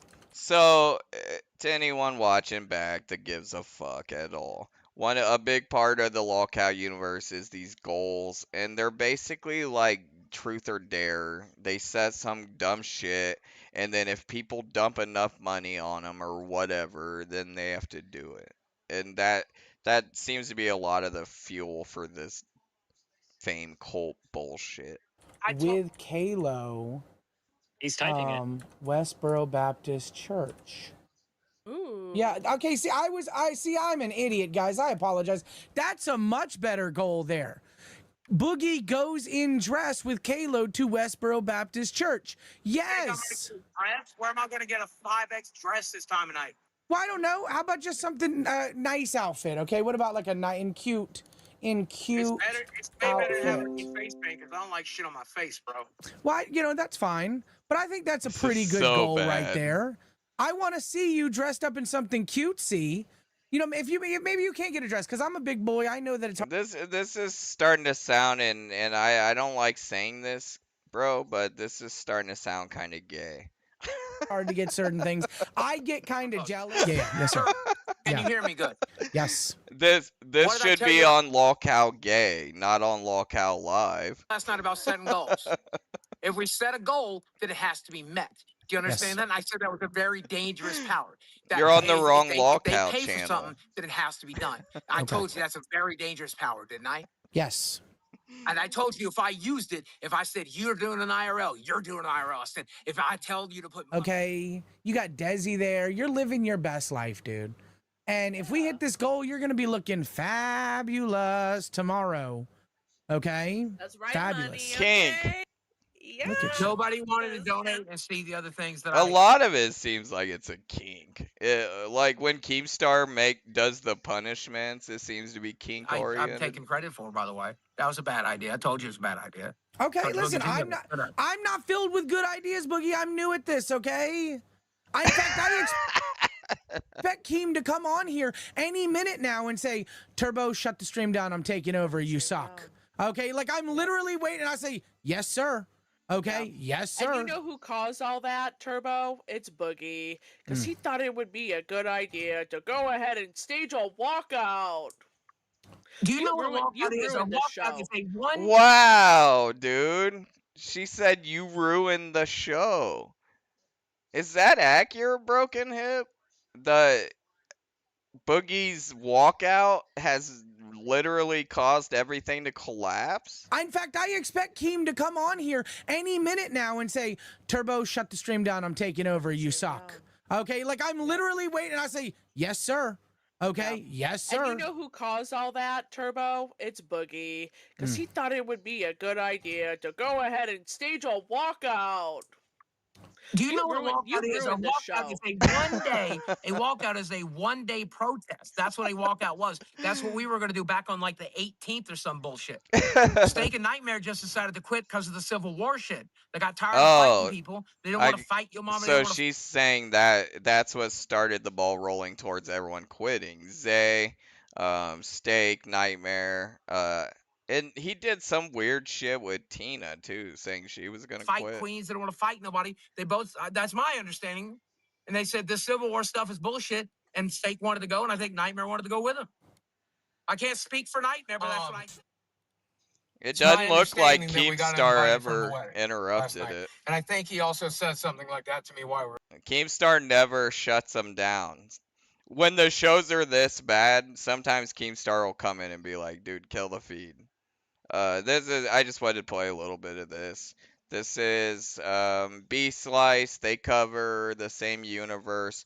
And this is Zay. It's one of the only ones that I actually thought was somewhat Hi, entertaining. glass holes. I don't want to leave you all in the dark, so I want to just say what I have to say here and now. The LCU was something that used to be a really fun place for me. I've met some of my best friends here. I can had see some that. great days here and had experiences I'll never forget. But I've ultimately reached a point where my time here is done, and it wouldn't be fair to you all who have supported me this far not to tell you that I've lost passion for this universe and I'm taking my leave. Yeah. Oh, yo, mama. What the Fuck do you mean you ain't got nothing negative to say about Zay Zooted? I have no negative words for Zay. Like She used you like fucking Tommy uses Amberlynn Reed as a fucking balloon, you moron. She is a fucking. She did it to Buff Weeb. She did it to goddamn Eric. She did it to everybody. I said it a month ago. She was in it for the goddamn bag. It was highway goddamn robbery that she did. She put on a ski mask. She put the gun out to Grow World and she robbed you motherfuckers. She saw the 8 crowns and she didn't give a fuck. And then she didn't even tell you that's my bitch. She played you like a fucking fool. And you come up here to tell all of us that you don't. Oh, that's my bitch. No, she's going to her own shit and she took the bag and ran. God damn it! Where's the pain? Where's the shit talking? What are you talking about? She used you. You look dumb up here talking about that's my bitch. Obviously, she's not your bitch because she just dipped. She just fucking dipped, okay? And she left every fucking fan in here that donated. She used every single, and I called it. I said she was a fake ass fucking wannabe girl worlder, and I was right. I was so fucking right. God damn. Did you kick him? Thank you, your mama. so much for that. Oh my god, I didn't even kick him. Okay. Well, because I was letting you be in control because it is your show. I'm just here as the OBS runner. Yeah. I just don't need to deal with that today. And No, I know for a fact that your mama was gonna come up. It was just a matter of time. But like, But if you don't mind, Rosie, if I could just say something. Nope. So it was yeah, a good day today. It was a damn good day let's today. see. We got Zay Yeah, Zooted goddamn quit. I saw this coming a mile away. I said there aren't any clips of Zay. I was wondering if Zay might have talked and This to the actually pit chat. gave a response about it yet, but she hasn't. I said, listen, the money's starting to dry up on Glass. ALR left. Glass started losing fucking crowns. I said, listen up, Jersey. I'm gonna give you a warning. Zay about to dip on your ass. She about to leave. She about to find a new co-host. She gonna dip. Didn't I say that? Guess what she did? She dipped on her ass, didn't even tell her. And what you don't even know, Jersey, she didn't want, that's why she did a solo stream on the weekend to see what her money would look like without you. Because she was trying to find a way to get out of this. It's kind of interesting how she actually pulled out. She was doing like little test streams to see. Once the money started drying up, the split didn't make sense no more. Why am I going to keep you? That's why she dipped. Because it was hard for her to maneuver getting rid of you to get rid of the split. So what she did, she dipped. Didn't even tell your ass. And you not even mad at it. You thought you had a friend, moron. Jersey's hoping Zay takes her with on Zay's channel when Zay gets monetized. That's why she won't say anything. You see, this is where you stupid, though, Jersey. Why the fuck would Zay Zooted take you on her when she gets monetized? Why she would take you with her?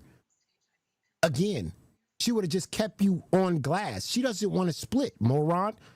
We've been known Zay Zooted. Zay Zooted done this before. She's thrown all her hosts under the bus. Eric, Buff Weeb, she's looking for the money. Whoever she can get the most money, she going. Imagine two untalented. Sounds like she's the only one out there with any common sense, if you ask me. You know, she got that bag and got the hell out of there. And if she saved her credibility and her reputation and she made it out without, destroying her entire rep online, more power to her. I'll be watching to see what she does after. I imagine she's going to give a response to all of it eventually. Ozzy Cobb, I've been waiting for them to do something on it too, because that just happened, I believe. But I'll keep an eye on it. The LCU, Lockout Universe, appears to be collapsing. When it seems like they can't get anybody worse to host these shows, like out of the Discord server, they seem to find new people that seem more, incompetent when it comes to running a YouTube channel. I don't know who thought that the Turbo guy or whatever was a good idea to run Lolcow Universe. So we'll keep an eye on it. I appreciate everyone coming through and hanging out. We probably had more people come through live than I've had watch my video from them yesterday, my first episode. So I'll keep trying to do the Libtard news episodes. I might do one tomorrow or the next day, depending on what comes through on the news cycle. It'll mostly be Midas Touch, the Young Turks, shit like that, different liberal left-wing news sources. I'm not gonna cover ufology, UFO Twitter shit as much anymore. I'm gonna start pushing away from that. It's one of the things I wanted to kind of get out there is there's no reason for you wankers over on UFO Twitter to think that like you need to fight me for control of anything because I don't want nothing to do with any of that shit. You can have it. Just leave me alone, basically, is where I'm at.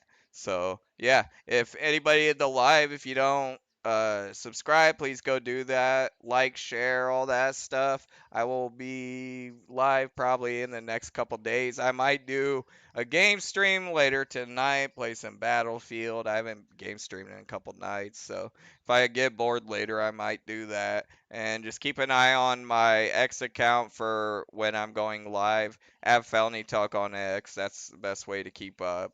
I started to build my Discord server, but I need to get back into that. That way I can announce when I'm going live on there too. Cause not everyone's on X. But anyways, I have a group chat over on X, and if you want added to the group chat, just DM me on. I'll pretty much add anyone. We're not a cool kids club or anything like that. So if you want to add it to the group chat, let me know. DM me or tag me, whatever. I'm not, as scary as people say I am. And we're pretty anonymous over there. Nobody's gonna tell everyone that you're in there. Everyone's pretty cool, and basically just argues politics and stuff like that. We have a good mix. So yeah, if anyone wants in the group chat, just hit me up on X. If anyone wants support financially, you can do it at buymeacoffee.com/TeeJay Felony. It's been scrolling at the bottom of the screen. You can do it anonymously. Just leave your name blank. You gotta put your email address in, but nobody sees that. And there was one other thing. No, that's it. I will see you all next time. Thanks for hanging out. I really appreciate the support I've been getting. And yeah, it should be fun next couple weeks following this. And if as long as it keeps growing, I'll keep doing them. Peace out. I'll see you guys later. Have a good week.